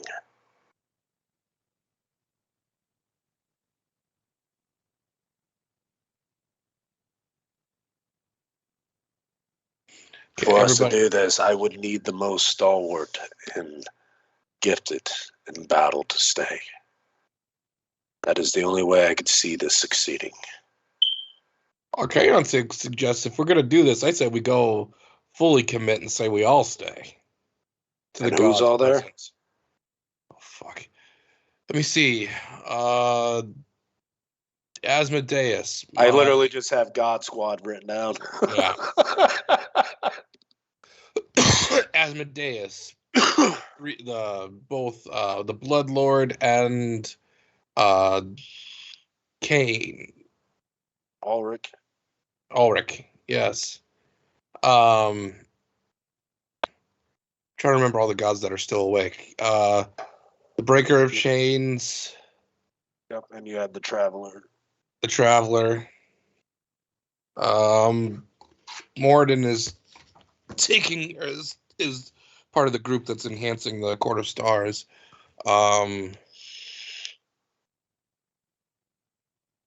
isn't she awake? No. Laura is asleep.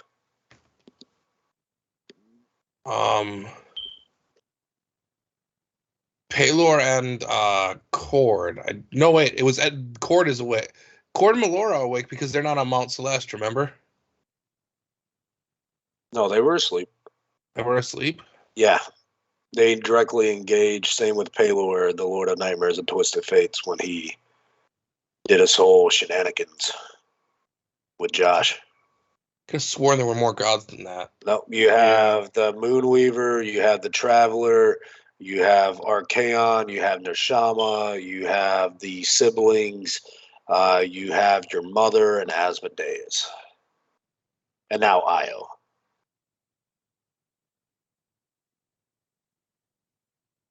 Yeah.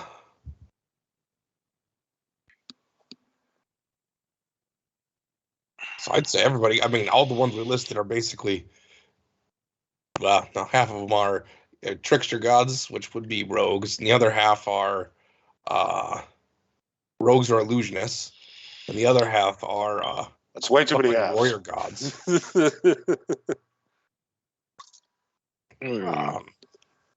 There's also the God Emperor, but he's not there.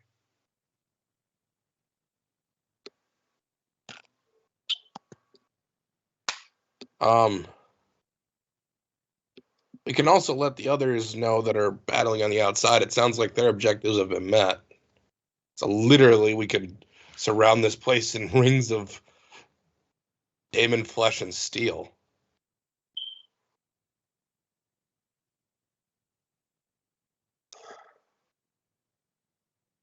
I do think it would be best for Drake and his companion, or Drake, Gavin, Zandric, and the others to return to the material plane.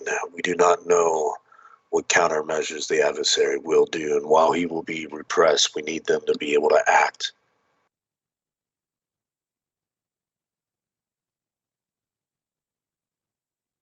If all of you are committed to staying, this should be a sufficient force.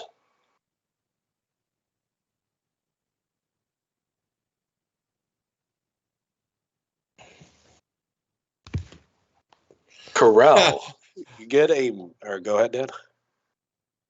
All of a sudden, my mother gets an irritated look on her face and says, "There's one more that could be of aid."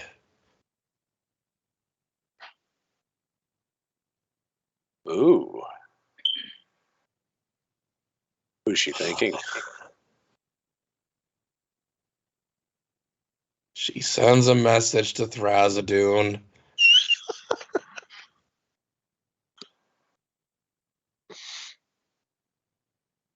We are getting ready to do the greatest disruption to the enemy's plans we could possibly. Bokab is also here. That was the other one I was forgetting. Okay. So I forgot Bokab was there. So that does change. That is a major power. All suddenly, too, you see, or they see, 4 figures appear. Basically, Thrasadune's counterparts to the Horsemen. The uncles to Drake. Each one of them. Oh, brothers to Drake, uncles. Yeah, to brothers to Drake. Yeah, each one of them bearing an artifact of power that was sieged from here.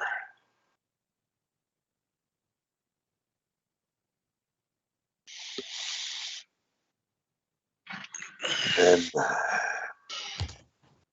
Alora just hears a message from Thrasadune. A reunion. And then Abaddon shudders. There's both Chiron and Io who snaps at the appearance of Thrasadune.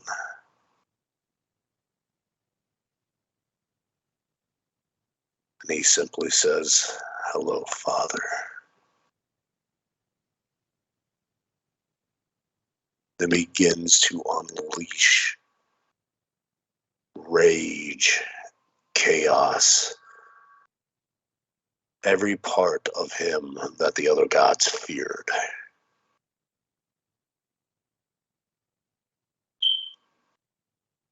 This would be the time to start, Archaon says to Nishama. And this is the first time Drake is actually feeling the enormity of the true power of Thrasadune. And it is shaking to the core. It's a question of the group. Important question of the group. Do we have Death continue to be Chiron to continue to faint, or we're going to have him act? Because literally, this is about the best time for him to act and do something. Because the adversary is about as weak as he could possibly get. Yeah.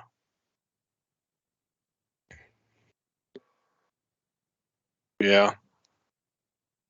All right. So, while he is still slowed and stunned, if you will, he is taking heavy assaults from Thrasadune. And you can actually see it, though minor and maybe in a sense almost insignificant. You do see just little cracks in its overall being. You have Charon, who is adjacent to Thrasadune, though several leagues away, if you will, but in perspective of seeing it. You see him siphoning away, life energy from the adversary. And you just hear a voice. Thank you, my dear friends, as you see the throne begin to crack and then these roots stab into the adversary.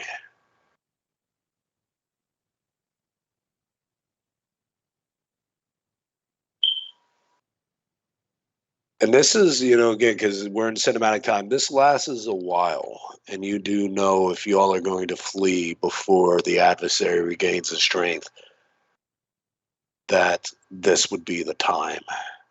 Because unholy battle is about to commence. The only thing Drake adds to this particular cornucopia, and he does it from the observatory. Okay. He casts his final greater spell, the Mind Domain. Okay. And he's giving a buff to Neshama. Okay. The greatest buff to her clairvoyance that he can provide with his mind spell. All right, give me an Arcana roll. You technically have a Bardic Inspiration right now. I am going to spend it.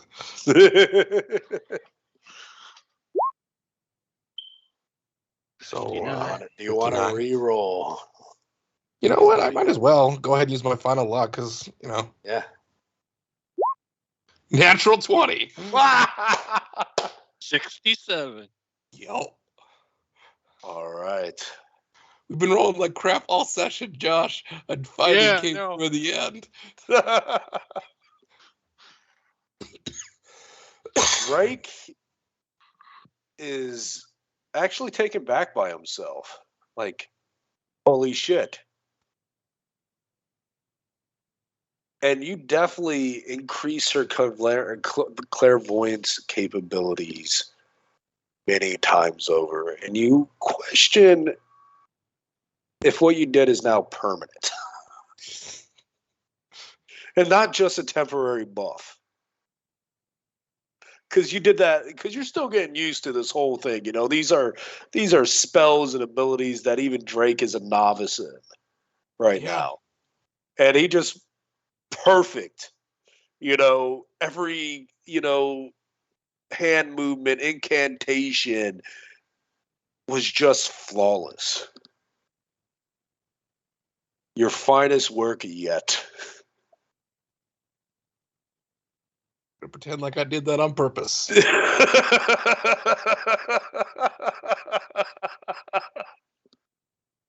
How you make it? Exactly.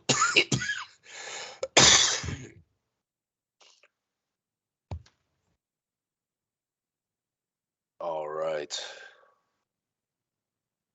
So do you all return to the mortal realm?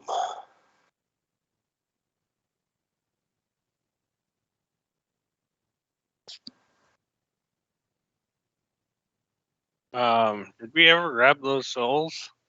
Yep. Yes. Okay. That one went out without a hitch because you sent reinforcements. All right.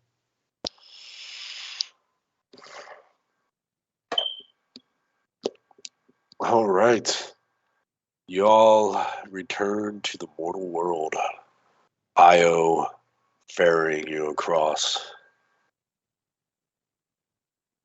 Chiron stays around a little longer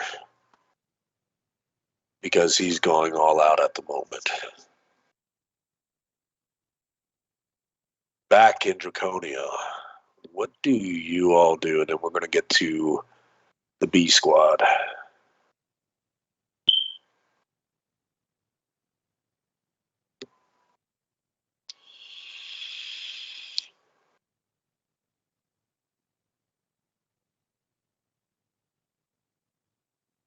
I have a suggestion.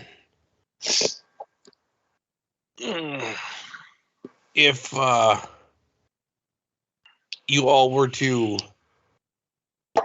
prepare an escape portal using Xandrix's magics, but maybe empowering it via your own strengths for the gods. So it's like they do what they need to do with a no shit escape button. Mainly Xandric triggers and gets them out of there. Couldn't I? Well, there's several ways to enhance that. I mean, there's the teleportation tower, technically. Then there's the nexus point that's in Xandric's land.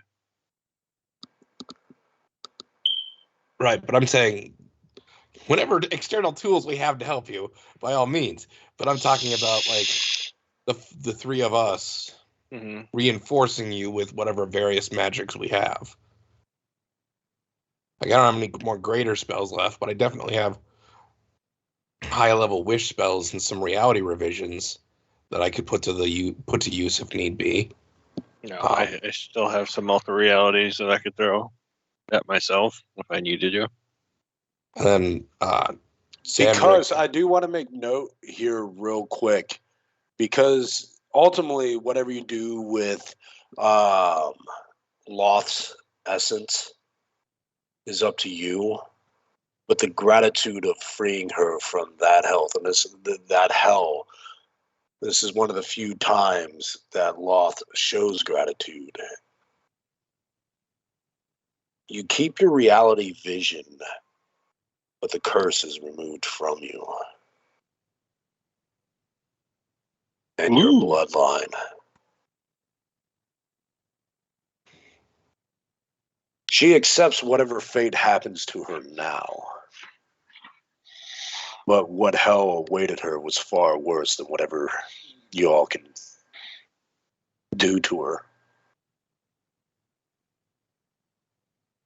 So the marks on his arm from the 2 failures is gone. Yes. That's interesting. Wasn't expecting that.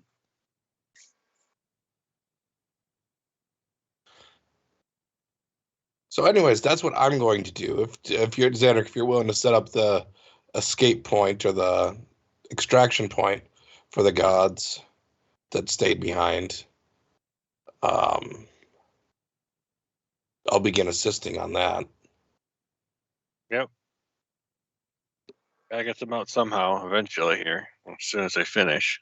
7 appears. You know, it's going to take some time getting used to a second person being able to do that. Just pop out of nowhere. Just remember, I was the original. And I perfected it. Yeah. Yeah, the dig was at me. That's why I say that's why I had a return.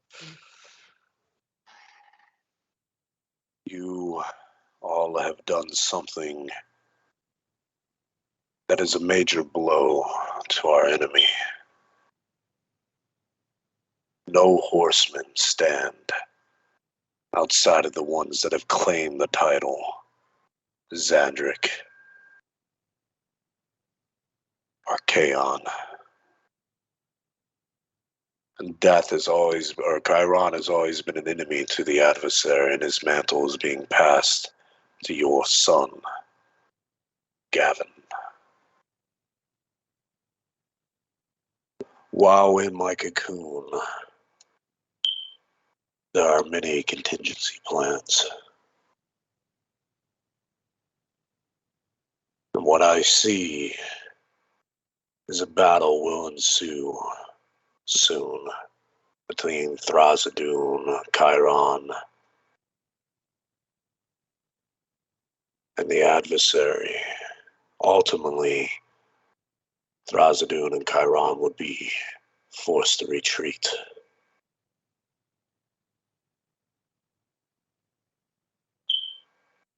But you have triggered his Alucard.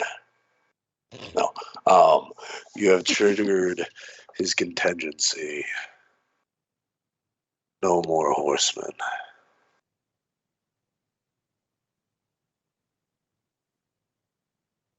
He is putting himself in a cocoon and draining all of Abaddon to empower him.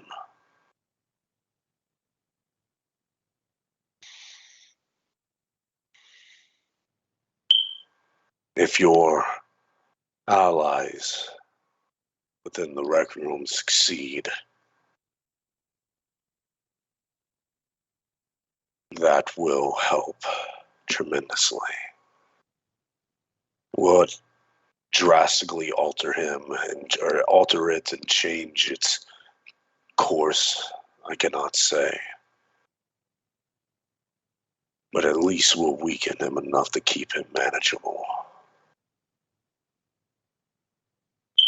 Because now you've truly introduced failure to him.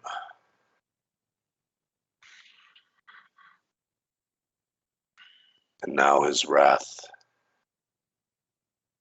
will be felt once he's drained all of Abaddon.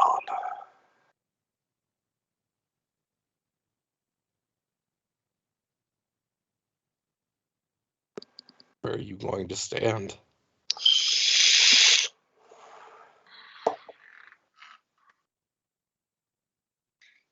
He walks up to you, Drake, and you see him do a sigil with his hand.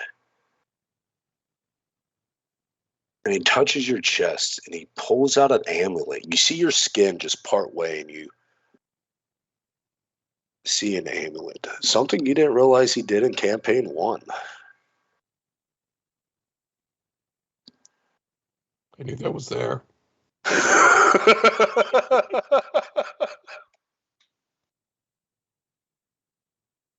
My mind is my own, though altered a bit. My contingency plan was you, Drake. If I was not rescued or if I fell completely to the adversary, all that is me would become you.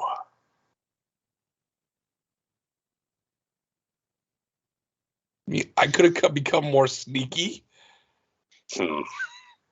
He just smiles at that.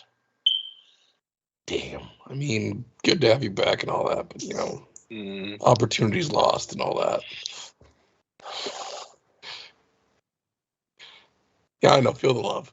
Anyways, pretty sure you have a reunion waiting in the next room. Oh, and she's going to beat the ever-loving shit out of you. He just hangs his head and vanishes.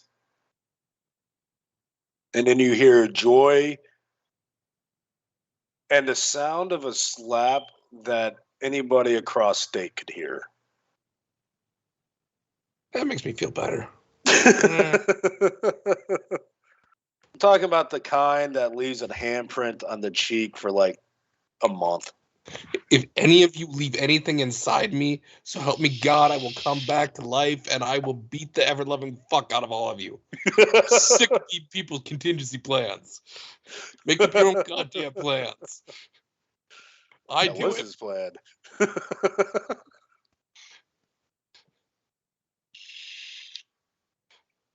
Do you think he would actually trust Gavin with that? And the shenanigans Xandric would do? I mean, not Gavin, but Gideon, maybe.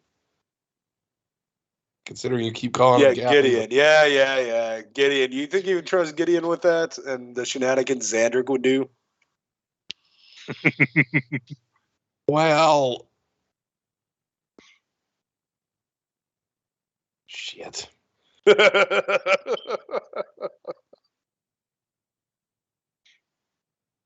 Anyways, back to saving the gods. Yep.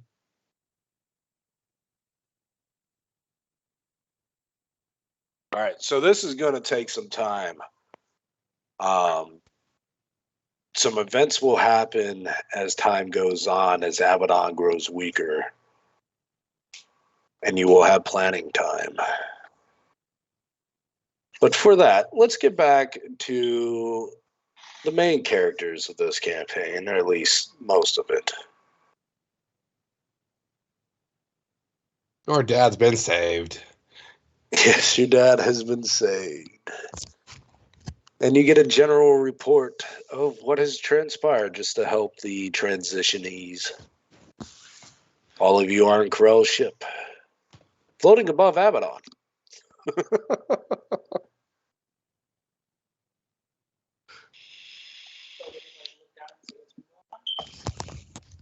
We actually To went To what Abaddon extent with the ship? do? Okay, people, this is important. Drake stays quiet here because he has Plan A and Plan B. How much do you inform your kids and God kids of what transpired and what Seven just said?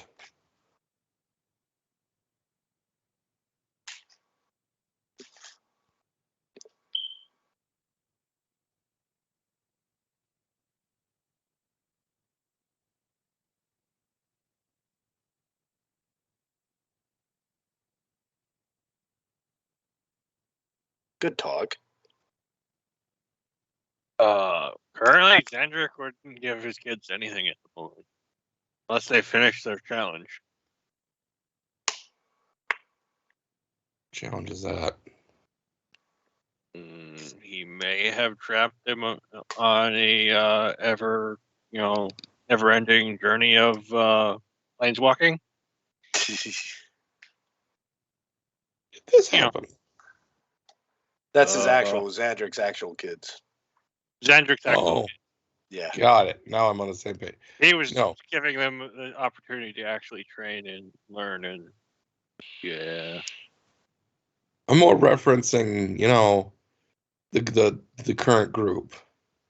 What are they told about what Seven just said and what they told everything? I mean, Carl is deferring to the group's decision at large. That's up to you guys. Xandric is like, I don't know them very well. Well, I know Gavin a little bit, Solon somewhat. when they They're not watched my them grow up. kids to tell anything.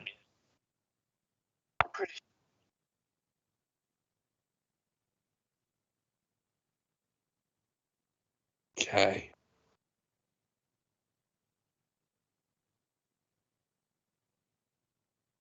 Solon says maybe as he's forming the cocoon, we launch our one big shot from the Lizard Folk Temple. Just sucker punch him once really good before he goes into a cocoon.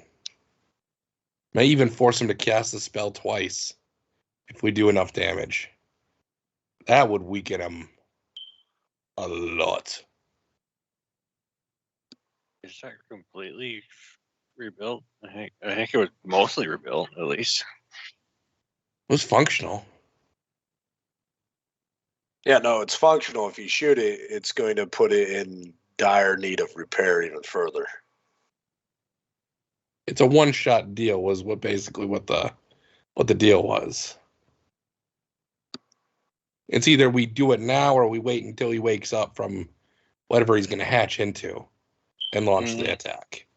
Solon's just bringing up the fact that maybe he's currently weakened, and maybe this might be a better opportunity. Yeah, it may force him to expend all the energy to cast the initial cocoon spell, fuck it up because of a counteract punch in the face, and force him to cast the spell a second time.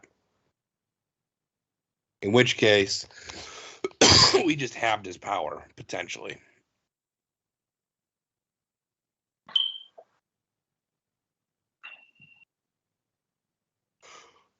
Or we wait and assume that this thing will do enough damage to seriously hinder whatever he's going to become, to the point where it becomes much easier of a final battle. Solon's just putting forward that he likes the idea of before the cocoon better. I kind of do too, but how much time do we have to think about this shit? Tactic, I was just about to get to that. You have 4 days.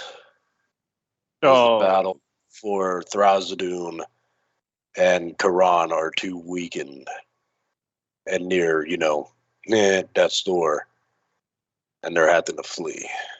So Corel could do a Doctor Strange moment and just, see all the realities for a second. Okay. Or just the two ideas, at least, that they have right now. All right. If you launch the attack now, you see that when put in the game mechanic turns, he would be a level 40 when he's released. If you launch it afterwards, he'll take about a quarter of his health and damage. But he'll be stronger overall. Yeah. Because he would have to cast a cocoon. If you go on the assumption you wait to, fire it when he does the first cocoon, and then casting it or forcing him to cast it again eats a tremendous amount of his power. So go with the one option, attack him now. Okay. And Drake speaks up and says, I'll fire it, as he puts on his new helmet. Okay. And uses his temporal sight to strike at the opportune time. Okay. Given this is going to happen in the 4 days, like when he actually does the cocoon thing. But Drake says, with this, I'll take the shot. Okay. Is there anything y'all want to handle in the 4 days? Sam, your father's alive. Yay, happiness. Anything y'all wish to do in those 4 days?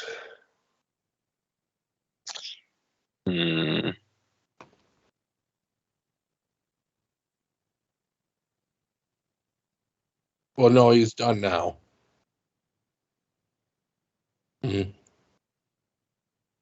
Basically, it concludes. Okay, the battle concludes, and the Neshama was successful. Derek? No, not yet. That's going to take infinitely longer time.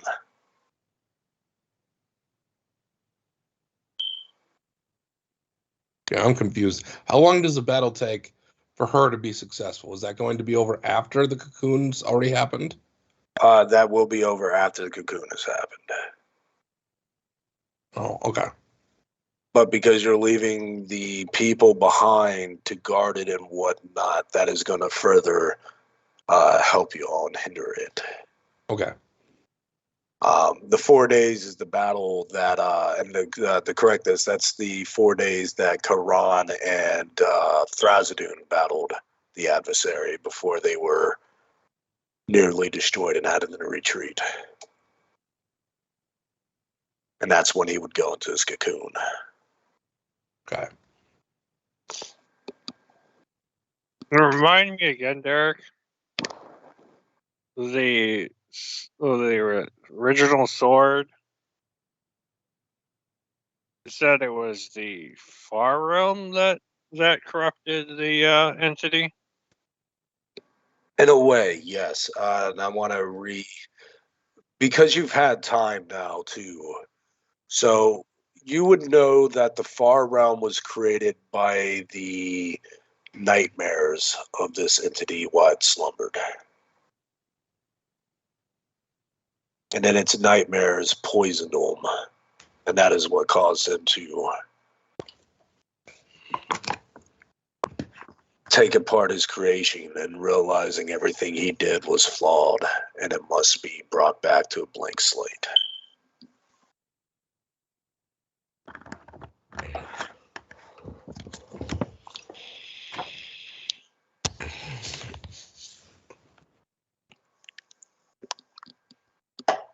And wasn't there something supposed to be hidden on a really dark place? There's multiple things sitting in a dark place. You got to be more specific. I can't remember who said it, but it was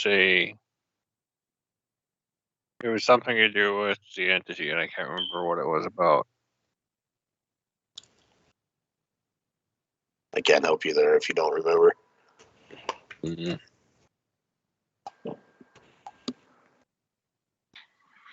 All right.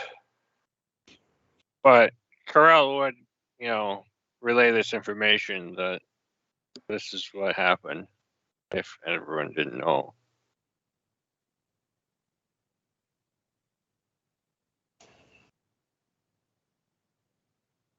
I don't know if we can use that information to help the shaman in a way. I'm guessing he knows now what's going on over there It completely. would narrow down what she's targeting. It might help speed things up. Because now she knows to target the dreams of the adversary as opposed to an actual corruption. Mm-hmm. Narrow down the field of what she's trying to accomplish. Yeah, I suppose. Okay. So he would relay the information to Neshama directly then, if he could. Solon contacts Izzy, and by extension, Izzy contacts Xanathran. Look at me remembering two names. Oh, I'm so proud of you. Maybe worthwhile to look at the border between the far realm and this realm to see if there's any incursions happening. Okay. Because if they really are his dreams and things are starting to bleed over, it might be acting as a lure.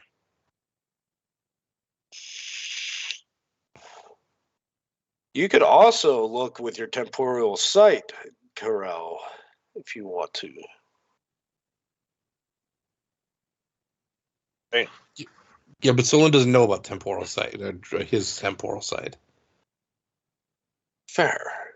I mean, you've seen him kind of, his eyes change and he does some weird shit and he comes out and starts saying random nonsense. Yeah, well, but this is what will happen if you do this or this will happen. Okay, if that's what you're doing, then it's kind of obvious. But I don't. That isn't what's been described. Just what you described is basically kind of what Drake does and Solon does when they find out something. They just kind of say, "This is what's going on." So is that how you describe things, Josh Corral? That would be the chain of events, basically. But okay, where he's going into this, thing and eyes doing the glaze over thing, whatever. Okay. Well, then do you inform Corral? Yes, I'll say it out loud at the same time I'm talking to Izzy and Xanathar. So do you look at events in the future? Yeah. All right. You know when this happens, and it gives you a gauge time, roughly 4 months until Abaddon is completely drained, and nothing the Court of Stars can do to hold it back any further. In its weakened state, it still needs allies to deal with the potent threats, and it tears the veil that keeps the far realm, well, from completely interacting with the material realm.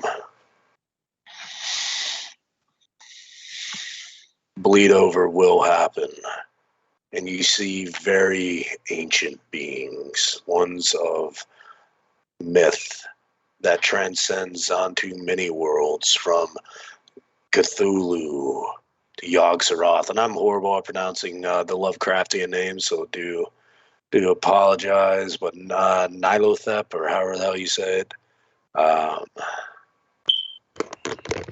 to the Mother Beholders, to just ancient aberrations.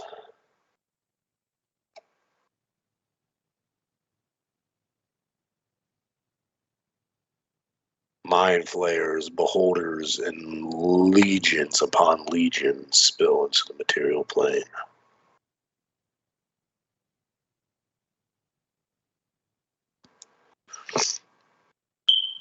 as that is its last true trump card.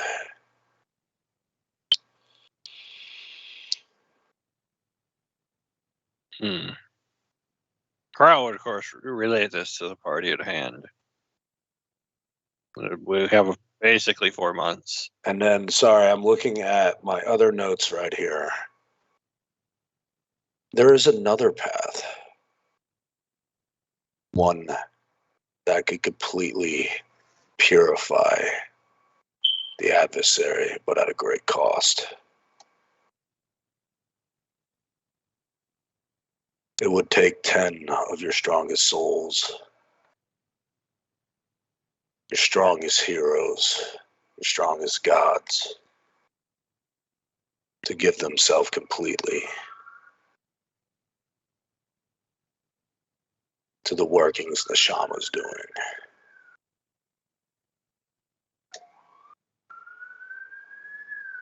And in return, they would be no more, but the adversary would be purified.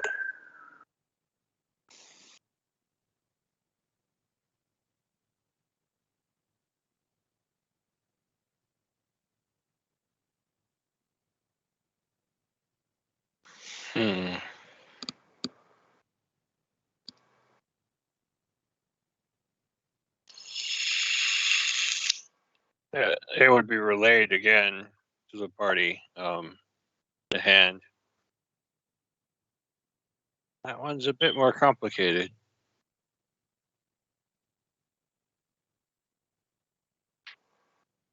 Who would be the strongest that would actually be sacrificed in this?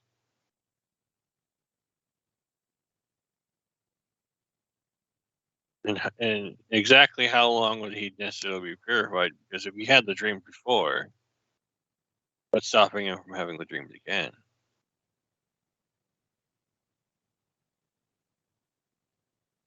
That is an unknown.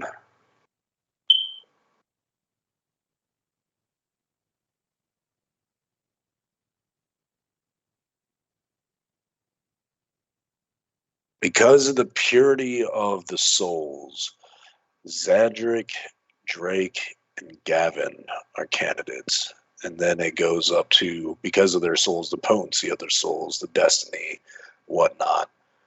Then it goes up to more of the prime gods, Palor, Cord, Archaon, Io. Gavin or Gideon? Gideon, sorry. Damn it.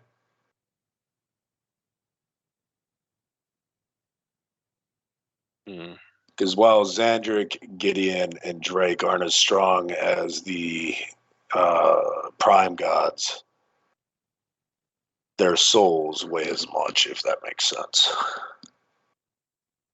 We've done a lot of shit. Yeah.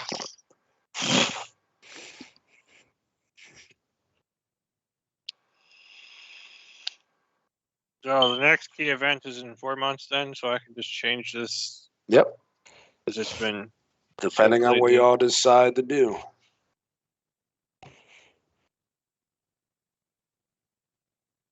The shot goes off. Thrasadun retreats to the abyss. Quran and the Citadel. The reason why he stayed for the 4 days and risked his being was because to aid not only you, Gavin, but the weakening of the adversary as a whole. All of Quran's realm has now been transferred to yours. There is a chunk of Abaddon that is missing for the adversary to consume. Isn't this a way to weaken the adversary? Yes. So couldn't theoretically Xandric, Archaon begin to eat away at War and Famine's domains in Abaddon? In a way, yes. It wouldn't be as quick, but yes. So, but I mean, every iota of power and we subtract from the ritual is potentially far more beneficial.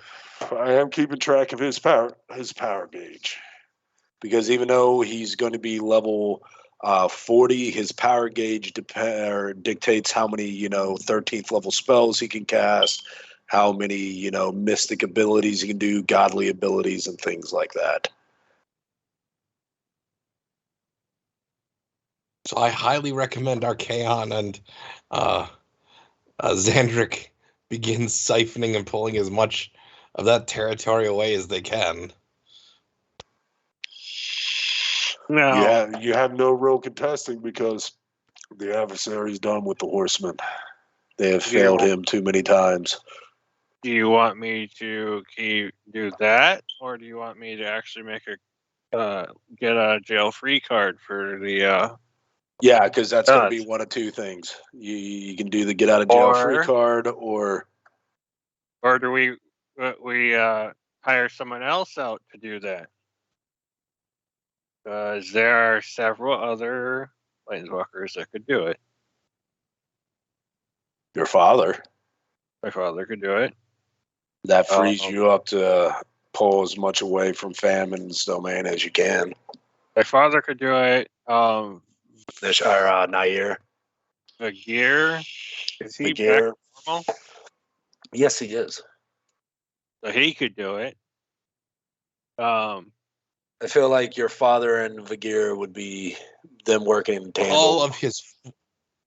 Yeah. Drake sends a message to all of his frequent deal requesters. It better be really, really, really, really, really, really important if you bug me over the next any amount of time. Because I will come after you. I need to make a deal. I with lost a my left shoe. There's also one more person that... Go ahead. He turns to Famine, or to Xandric, and says, "Give me command of Famine's forces." Are you sure about that? Give me command of Famine's forces.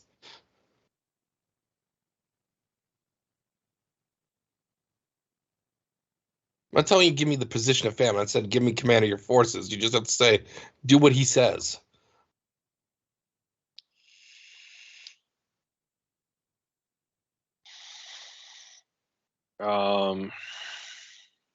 There's also one more person that I was about to say that could do it, because although we haven't given any of the powers over, she would have the ability to do planeswalker abilities now, I'm guessing, at least. Nair, yes. Yep. Do you give the forces of Famine over?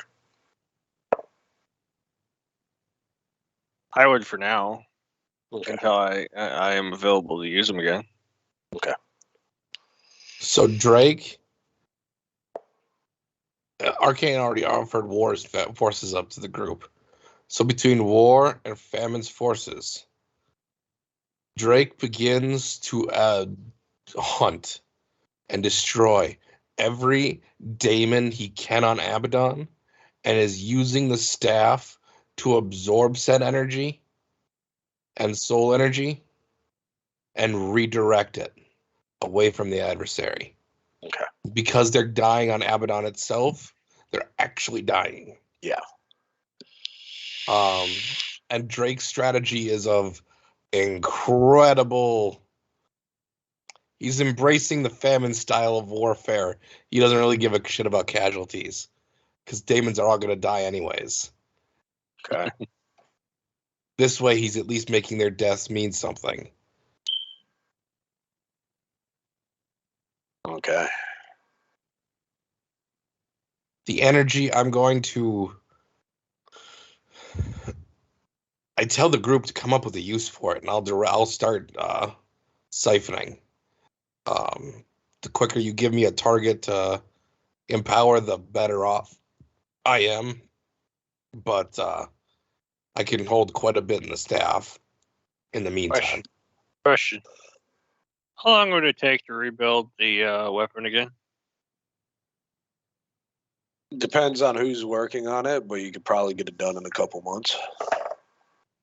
So what if we rebuilt that and had it, boosted?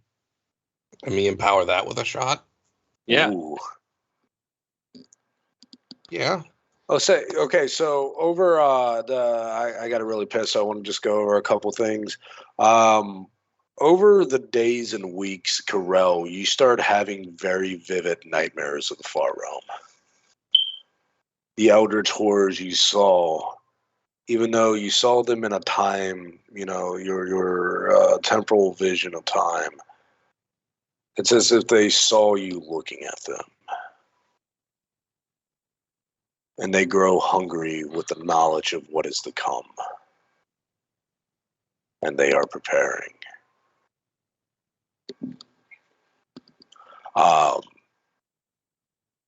After a week from the time of the shot, your gods are returned to you.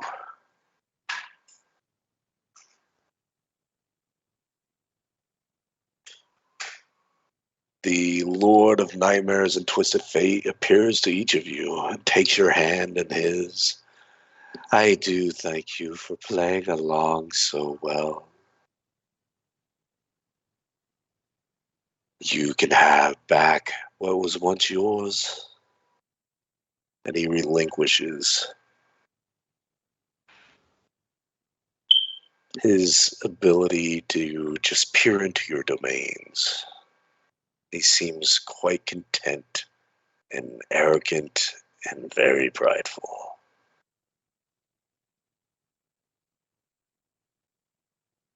You can have my playthings back now, and the gods just begin waking up once more.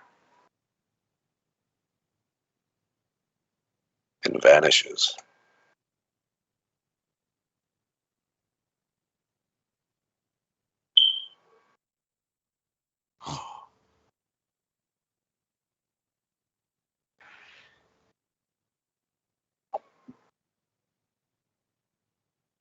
Those are the big things. I'm waiting for Sam to get out of the restroom because they really got to pee.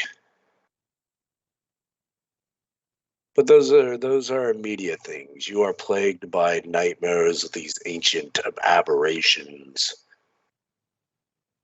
And if it wasn't for the gifts bestowed upon you by the original sword, your mind would have been consumed by madness.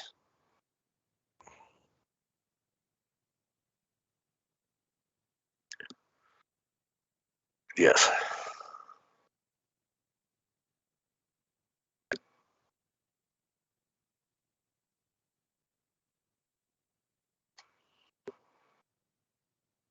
You have completed your tasks. And now it is time for me to pass mantle.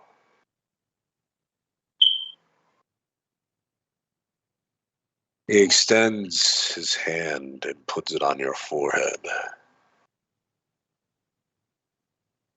And he begins speaking in every tongue. Not of just your world, but all worlds that sustain life.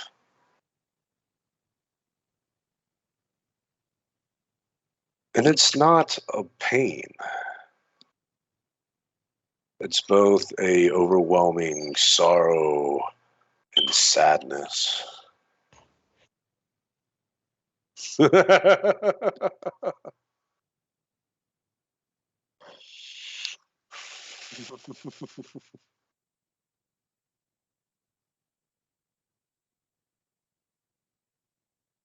He just grins at you. The first time you've ever seen him show any kind of emotion.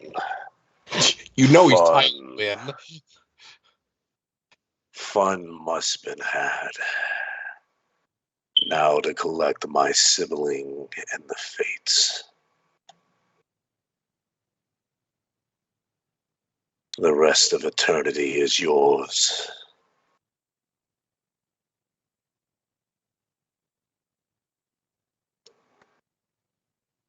I'm not gonna lie. I thought you said Eternia, and I'm like, wait, what? Did Gavin just become He-Man? Yes. Yes, he did. By the power of Grayskull. All right, I gotta piss. I'll be right back.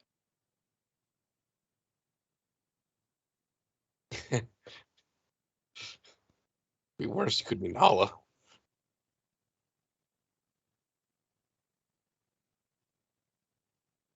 or Evil Inn. Because apparently those are the two that matter now.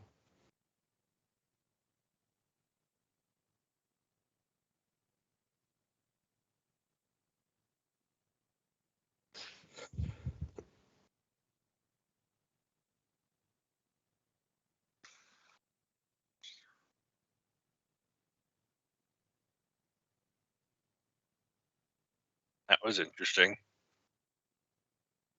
What are we doing about the fire room?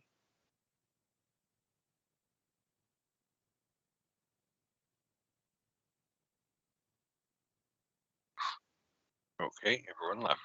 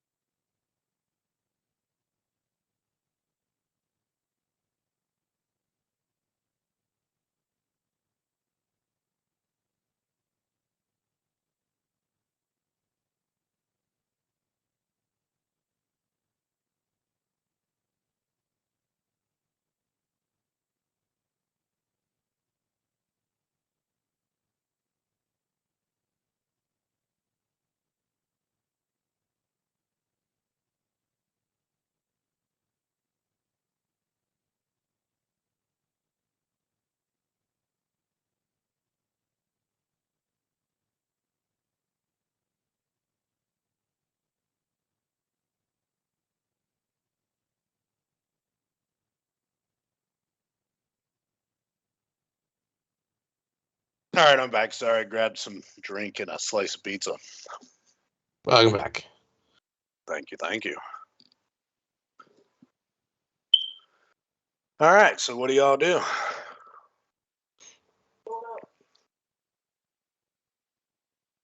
At this point, Drake's course of action is pretty much set. He's going to scour Abaddon clean of daemons before they, just shrivel up and feed the adversary. Okie dokie. Taking a small opportunity to, shoot a major cannon in the, most opportune time.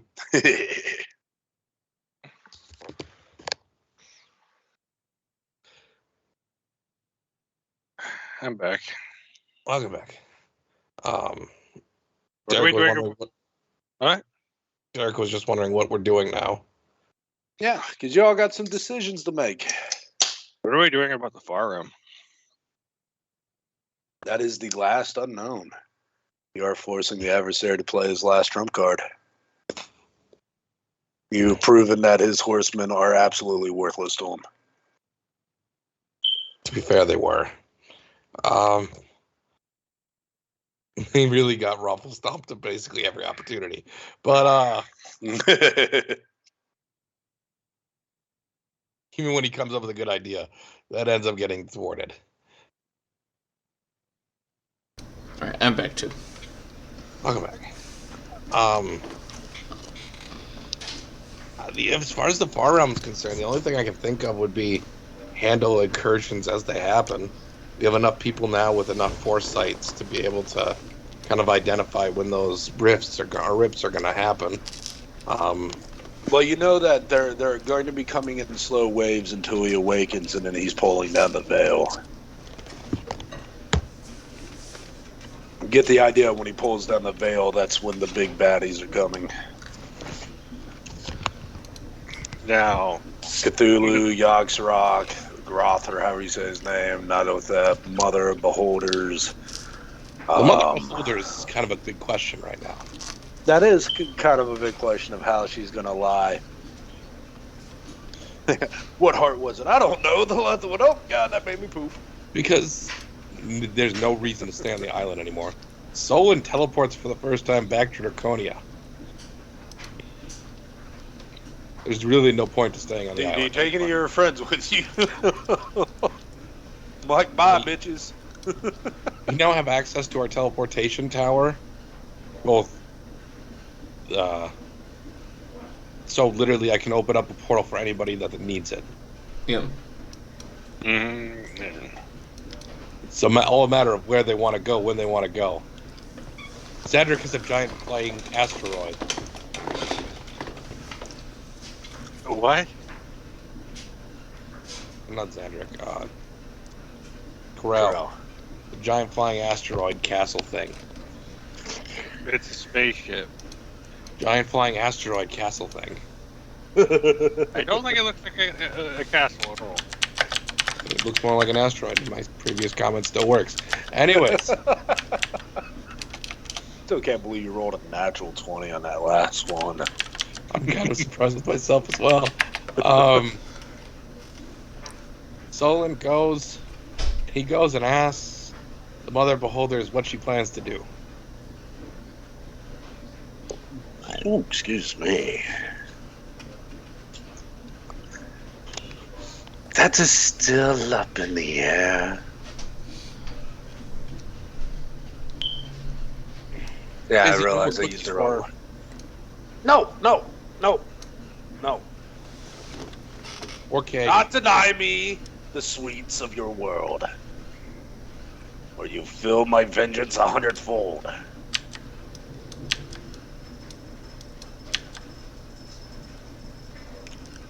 Or donuts.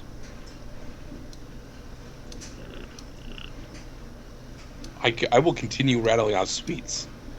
A fat guy is playing this character. Do not make test. What do you want of me? Us instead of your brethren.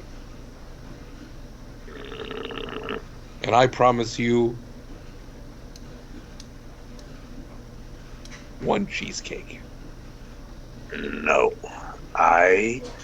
If I aid you, I no longer want to be bound into that.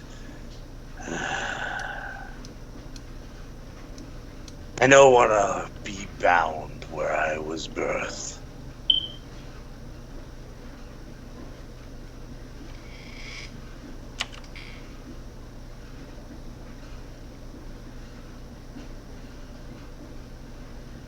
I wish to fully indulge in the material. The only way this works is if you become like Xanathran, then. I will not be shackled to this world. But I promise not to bring any harm to your world. Oh deal. I can't promise for other worlds. What if I go to another world and they don't have sweets to offer? You think I'm going to spare them? Yes. No. You have to become what Xanathran does on a greater scale. Give me a persuasion check.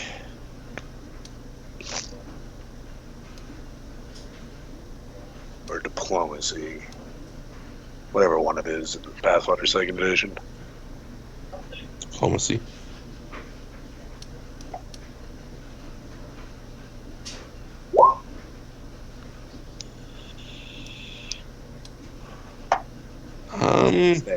going to go ahead and token that one. You did roll 2.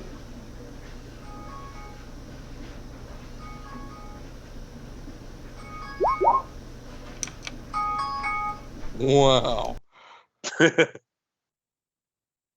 14 is what I got. Use all your luck on that natural 20. As I didn't crit fail. Because, token or not, hero point. But, fuck. Today is not my day to roll. It's one good roll and a sea of really high skill level, but really low rolls. my offer still stands. I will spare your world any wrath. Take it or leave it.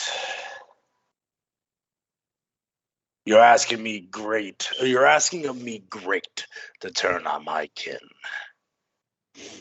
Which I am willing to do for the sweets and being unbound to indulge in the material. Your world excluded from any malice from me. Otherwise, I can just aid my kin and keep a few of your bakers alive. You do know where sweets come from, right? You need ingredients. And that means uncorrupted land. You kind of just exploded her mind at this. I'm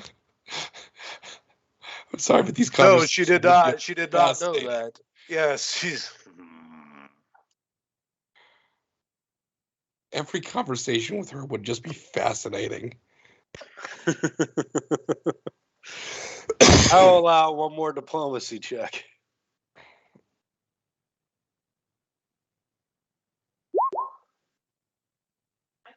Better, much better. Sure, you can aid. How do you want to aid? Bring up like a tray of cupcakes.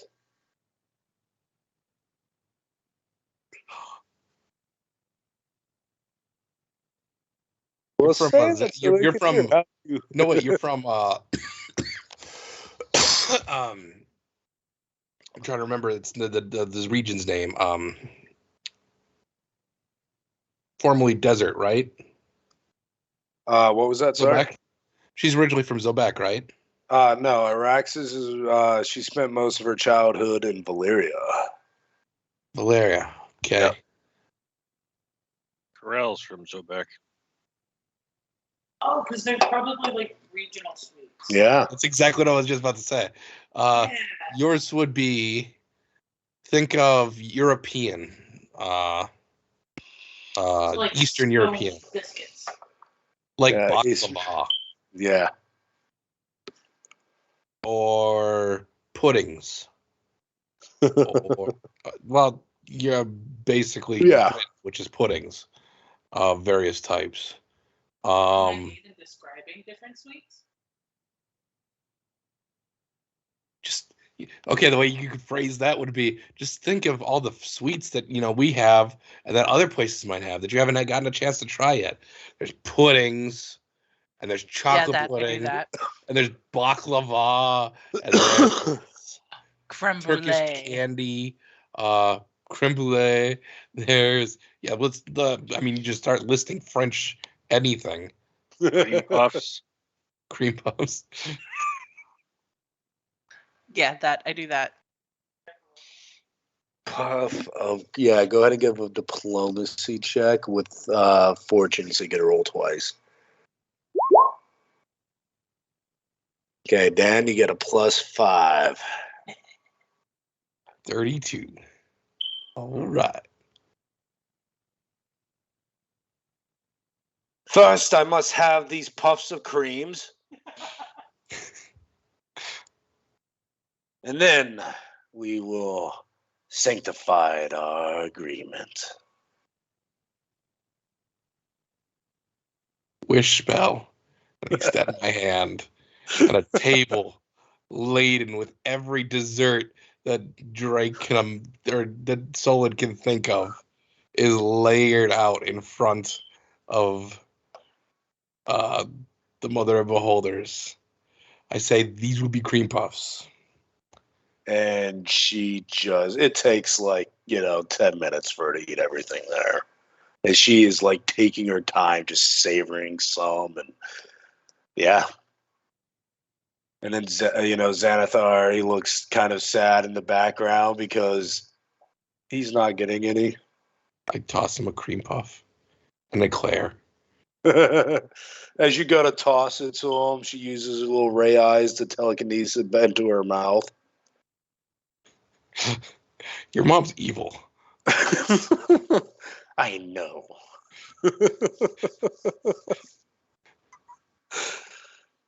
We have an accord.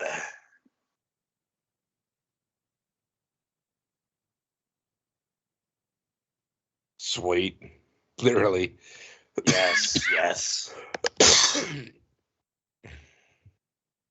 Now you, girl, and she looks at you, Araxis, make these dishes you spoke of. They should have been on the table that He made the cream puffs.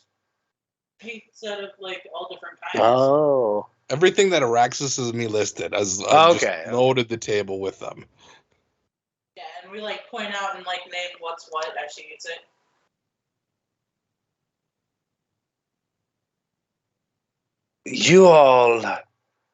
You two, I like. Not as much as Izzy, but it goes Izzy. No, actually, it really goes Sweets, Izzy's, dogs, both you. I'll take it. Oh, the same. I'll take it. As I'm introducing her to pie and its multiple types. Because if there's a pie, you might as well try to put every sweet you can in it. Yes. One sweet you leave out, and that is taffy. fruitcake. Saltwater taffy. That's the one I leave out. I'd be leaving fruitcake out. Who eats that brick? I mean, they could be into it.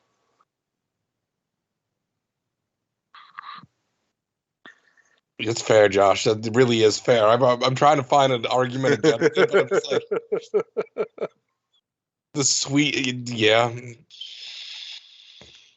If there's anything that's likely to throw her into a rage that will want to destroy the world, is fucking up sweets like a fucking fruitcake. Now, she does go into detail. Your forces will be adequate with dealing. You may suffer several losses or may lose entirely, but your armies stand a chance against the armies that will be plaguing your world from mine. When the elders breach,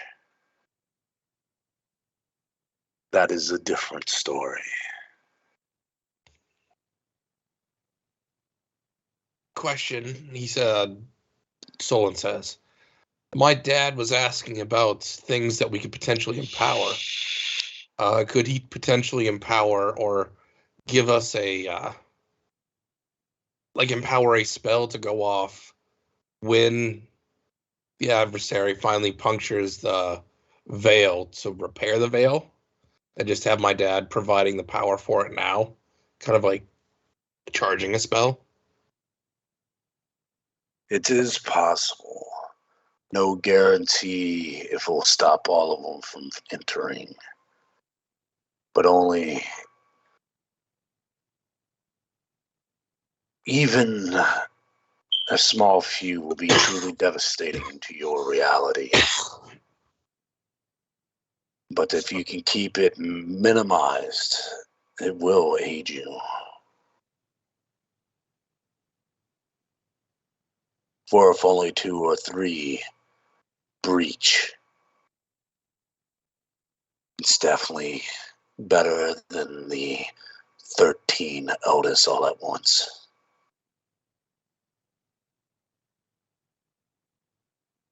And of course, you must give me time to slip through. Understood.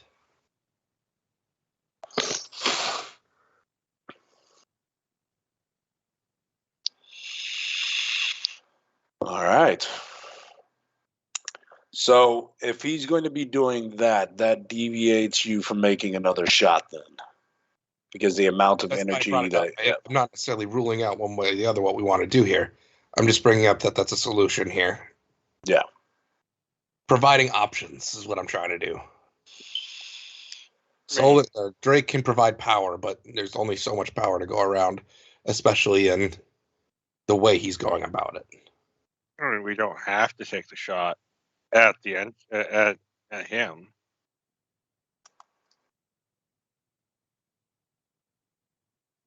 Right, you can destroy Abaddon, but I was gonna go with you could destroy the Far Realm, but Far Realm is different. If you shoot that at the Far Realm, you have no idea what will actually transpire. Its realities are alien even to the planes of your universe, if that makes sense. magic could looks go weird. catastrophically bad. Or catastrophically good, or somewhere in between. You do not know.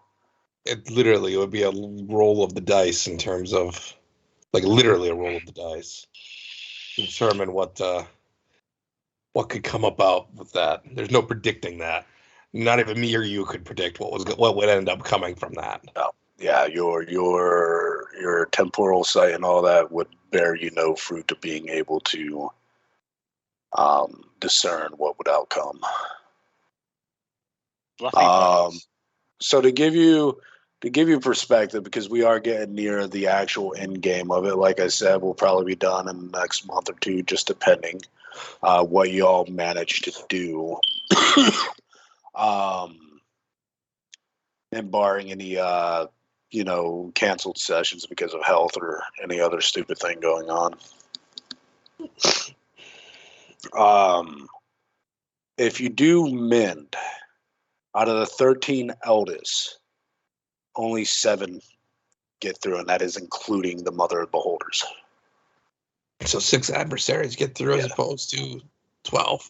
And I would roll randomly on what 13 or what 6 those are out of the 13.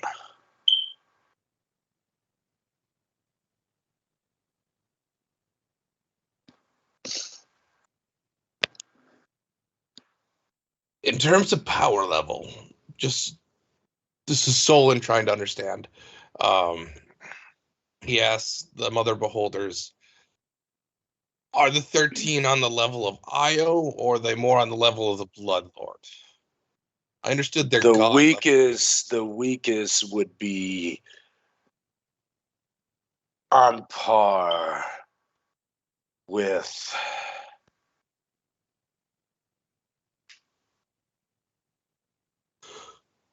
Neshama. For your post buff. She doesn't know about the buff, so she can't answer that. The strongest, the combined strength of Bokab, Talos, and Thrazadun.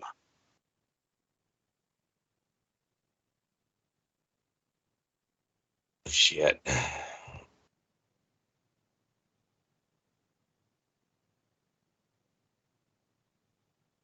And because it is a realm of madness and alien laws of reality, it is going to be a fun bag of which come out. You could get all the weakest, you could get all the strongest. Don't know. It's going to be completely random because why not?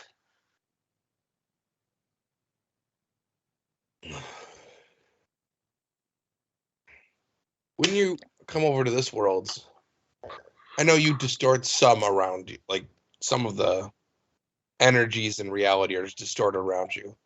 But do you have to follow this reality's rules? The reason what I'm asking is, are they actually risking death coming over here? Because death is one of this reality's rules. Those that are on par with Archaon and lower have to abide by these rules.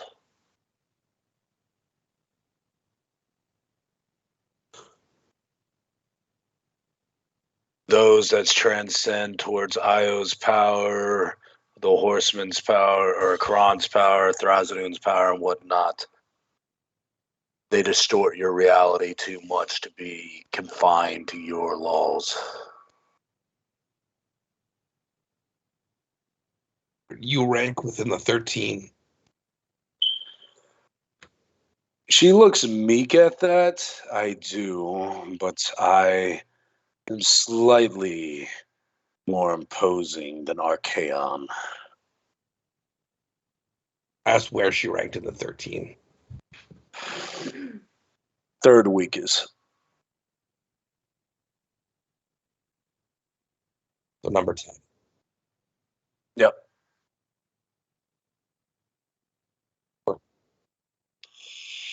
Oh, sorry, 11. Yeah, it'd be 11. Fair enough. Okay. At least it's for something for us to work off of. Yes. So what do you guys think? Do we do another shot or do we do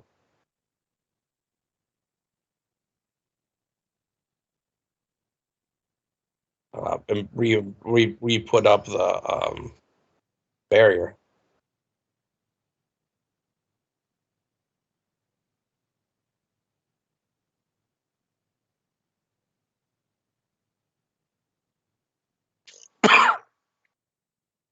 I mean, Now, to put this in perspective, if the strongest gets released, that's a double-edged sword for the adversary because the weakened state that you put him in, technically that one would be as strong.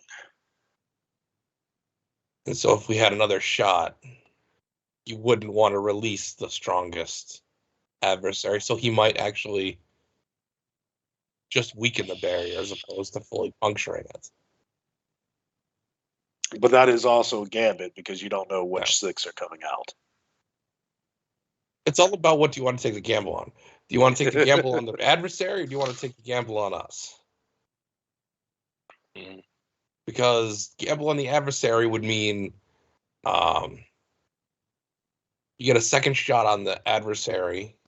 So that would massively drain his health. But we would also keep the barrier up because we'd end up hurting him to such an extent that he couldn't afford to release the upper end of the echelon of the far realms. At the same time, if we choose to empower the barrier, we'll be fighting still a strong adversary. We'll be still facing a full health adversary, but we'll have fewer far realms incursions, and it will be randomized on who gets through and who doesn't get through. It's all a matter of who's closest to the barrier when it pops. With the adversary, it's the upper end, the top 2 or 3 won't be getting through, but everyone else will most likely. So you'll be seeing an incursion of 10 most likely,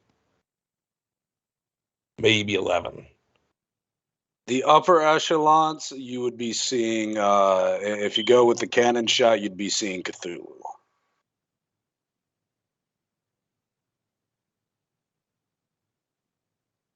Cthulhu, what does he rank in the? He would be number 4.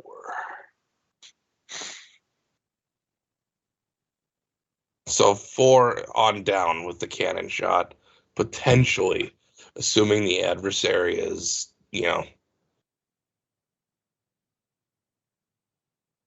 clear-minded enough to limit his rage. If you back him too much in a corner, he might pull the Band-Aid off completely. Exactly.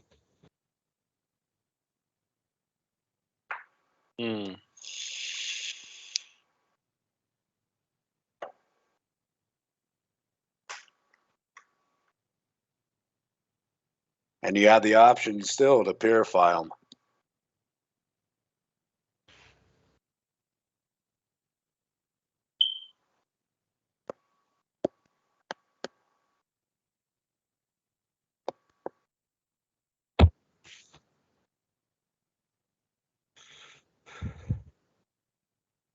I mean, do we Got need the input? energy to do the other shot if we repair the device? I was under the impression that would just make the shot more powerful. It would Okay. make it more powerful. The shot, when he's released, will be a telling blow, but it wouldn't be what it was or what it could be.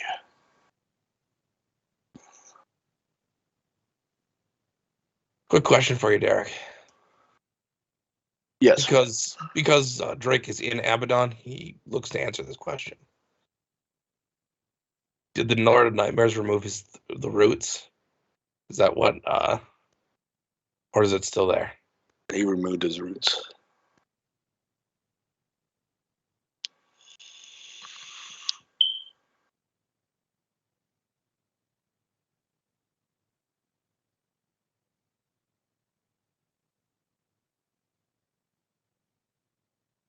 No, you could always possibly convince him to put it back. Oh, I'm fine with that. I just wanted to clarify on that.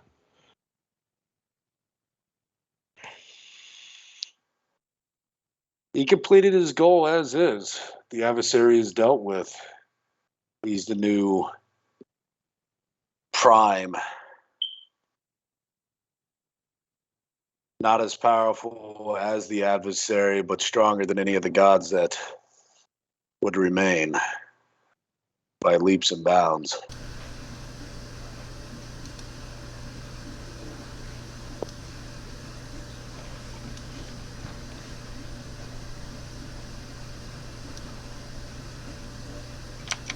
Okay, well, I'm guessing we're going to call it here, because we all need to kind of think on what we... No, on more. If plans y'all and want to stuff. call it here or talk it out more, go for it, because there are pros and cons. If you fire the cannon empowered, it's going to deplete his health. Just realize this is... I'm going to prepare you for the final fight. And again, there's going to be incursions, and there's going to be other boss fights that transpire, because, you know, no matter what, you're going to have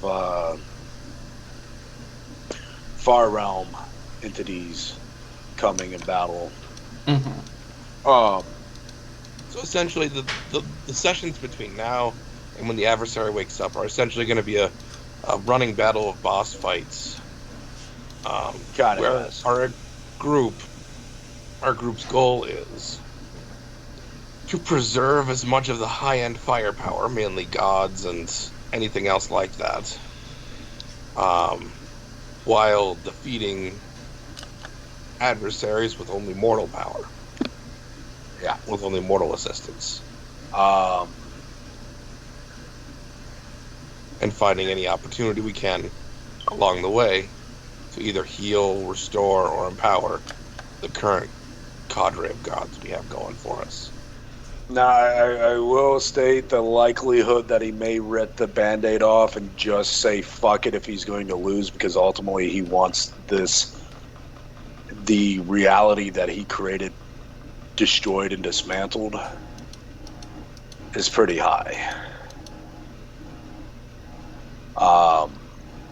Unless you all can kill him quick enough before he manages to do that. The 2-month time frame that you were talking about, is that if one of the 2 divine craftsmen are making it, or was that just in general? That's your divine craftsman making it. So feasibly, because we have 4 months, we could build 2 cannons. Fire it, repair it, fire it. No, I'm not talking about repair. I'm talking about we have a total of 3 cannons going for us. One that's going to break on the first shot. 2 new ones that we're not 100% sure what they'll do when they'll break, when they're put under stress, but they're being made by the 2 greatest craftsmen reality's ever set foot or ever seen. Is there enough time to charge both cannons if I were to choose cannons over No, shield? you'd be able to get the shot you're going for, you'd be able to do one. But the other shot would still be a telling shot.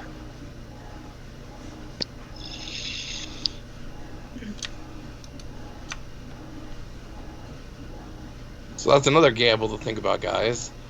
Is ultimate offense the best route to take here? Because, reasonably speaking, of the current strength of the cannon we have, drain him by a fourth.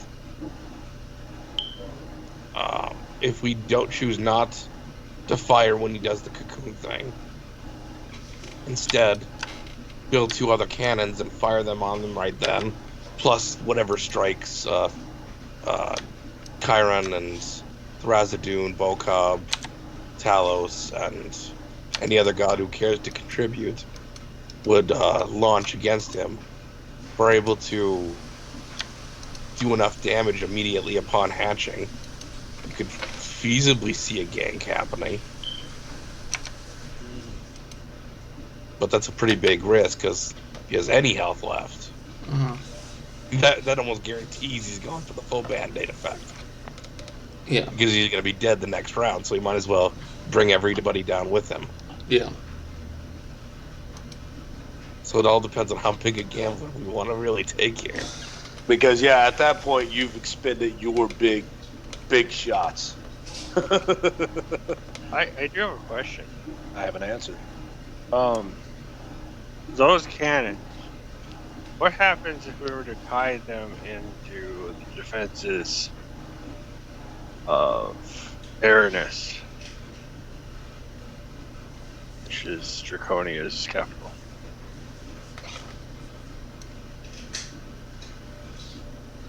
Wow, did you have that in notes? I forgot about that. I had it in notes, but I remembered it without even looking. Oh, wow. I forgot it. It's in my notes, but I have a lot of notes. That's why I'm so glad for the next campaign, because I have everything more just I learned organization from this. The last 2 campaigns, I learned better organization on my end.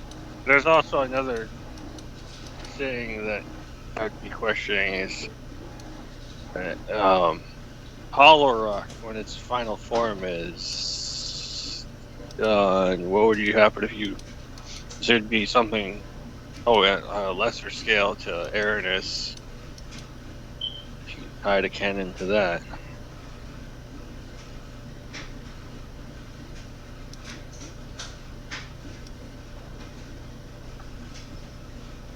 Don't know.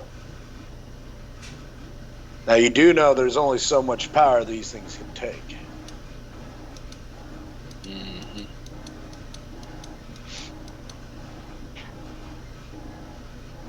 So, you all got thinking to do. Message each other over the week. Next week, there will be some combat going on. We need to, and I can either do the rolls in the background, like I did this time to help expedite things, or we can do rolls in the open and let you all roll if you want. I'm going to do a blanket for your armies and whatnot, give them some stats and things like that. What is the standing force of Draconia? Yes. And would you have them in legions? Each kind of. The way Draconia's military is split up is each Dragon Lord essentially keeps their own forces, and then the Dragon Riders serve as the main Draconia military, and there's not enough for a full legion of them. No. There would probably be, 500 at most? 500 to 1,000. Well, 1,000's considered a legion in the system we're using. So, okay. Well, to me, the historical legion is 2,000. My bad. I know. So, yes, by this standard, we might have enough for just one legion of Dragon Riders. That's not how they're necessarily organized, but we could organize them as that. Because usually you wouldn't need 1,000 Dragon Riders to solve a problem. And if you do, fairly big problem. Fair. We'll break that up, and you can call if you feel like. Again, y'all let me know next session if you want me to just go ahead and do the rolls beforehand so we can expedite. Because Far Realm Incursion is going to start happening. Some of the quote-unquote mini-bosses, because the bosses themselves are the eldest, the 13 eldest. You got one on your all side. And you got to remember, you have to give the Mother Beholders the ability to come through because a bargain was struck. So you can't instant give them. She has to be able to come through.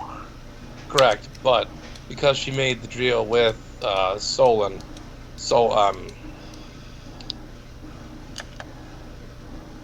long as Solon, borrows the ring from his dad, he could feasibly use that to provide her specific, manipulate the energy. So, because essentially the rule is whoever is nearest the rift when it happens is the one that's going to be able to get through. Using the deal magic, he just makes it so the rift happens right next to her, or happens closer to her. Okay. But yeah, no, fun little session. I'm glad we got that away. This took interesting turns. Right. And you got 7 back. Great thinking on Xandric's part right there. You deprived him of all his horsemen, so they are no longer in the picture, and the horsemen that stand are the horsemen. The essence of pestilence is still out there and can be claimed if somebody wants to go under the ritual of doing that. Does the party that was on the island want to train or do something to try strengthening itself? Because I don't know if 19 can make us strong enough to do anything. If that's what you all want to focus on, I will give you all your all's last level. Or do we want to take down the God Beast of Water that's... The God Beast of Water is the weakest it's ever going to be. And it's no longer bound to protect the island. Correct. But it also, because remember what we set up before, Derek. Yep. Is bound. It basically goes back to being bound to the way it was. The other 3 are. Yep.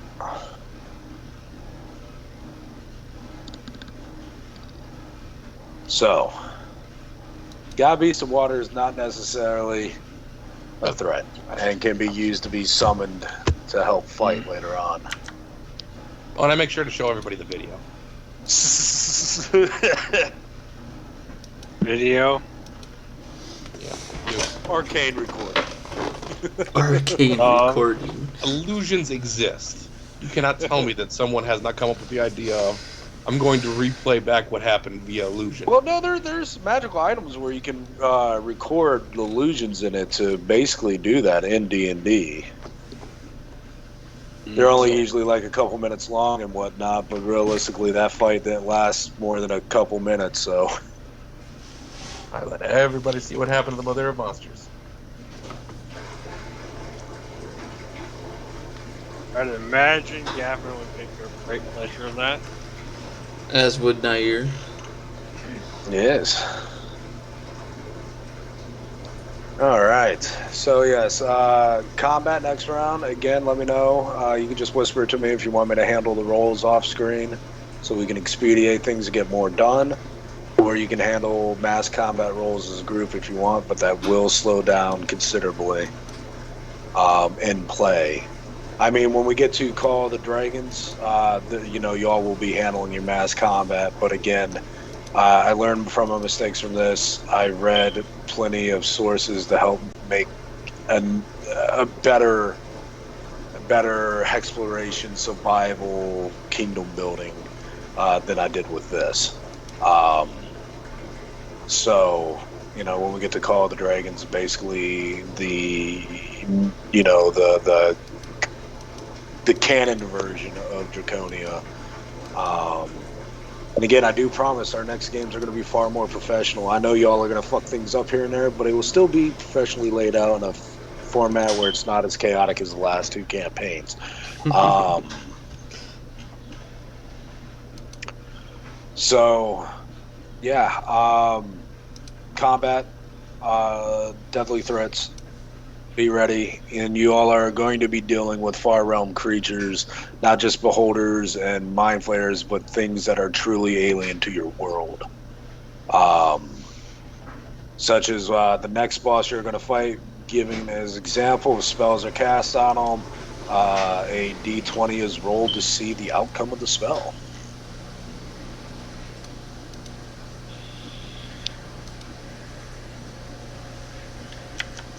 So, shenanigans for the boss fights that are coming up.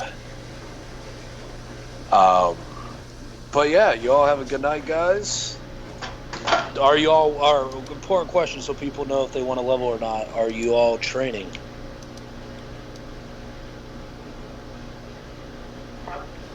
Yeah, I would say so. Preparing yourself for what's to come. Okay, so level your all self up to 20. Woo! Yeah, I know you just leveled.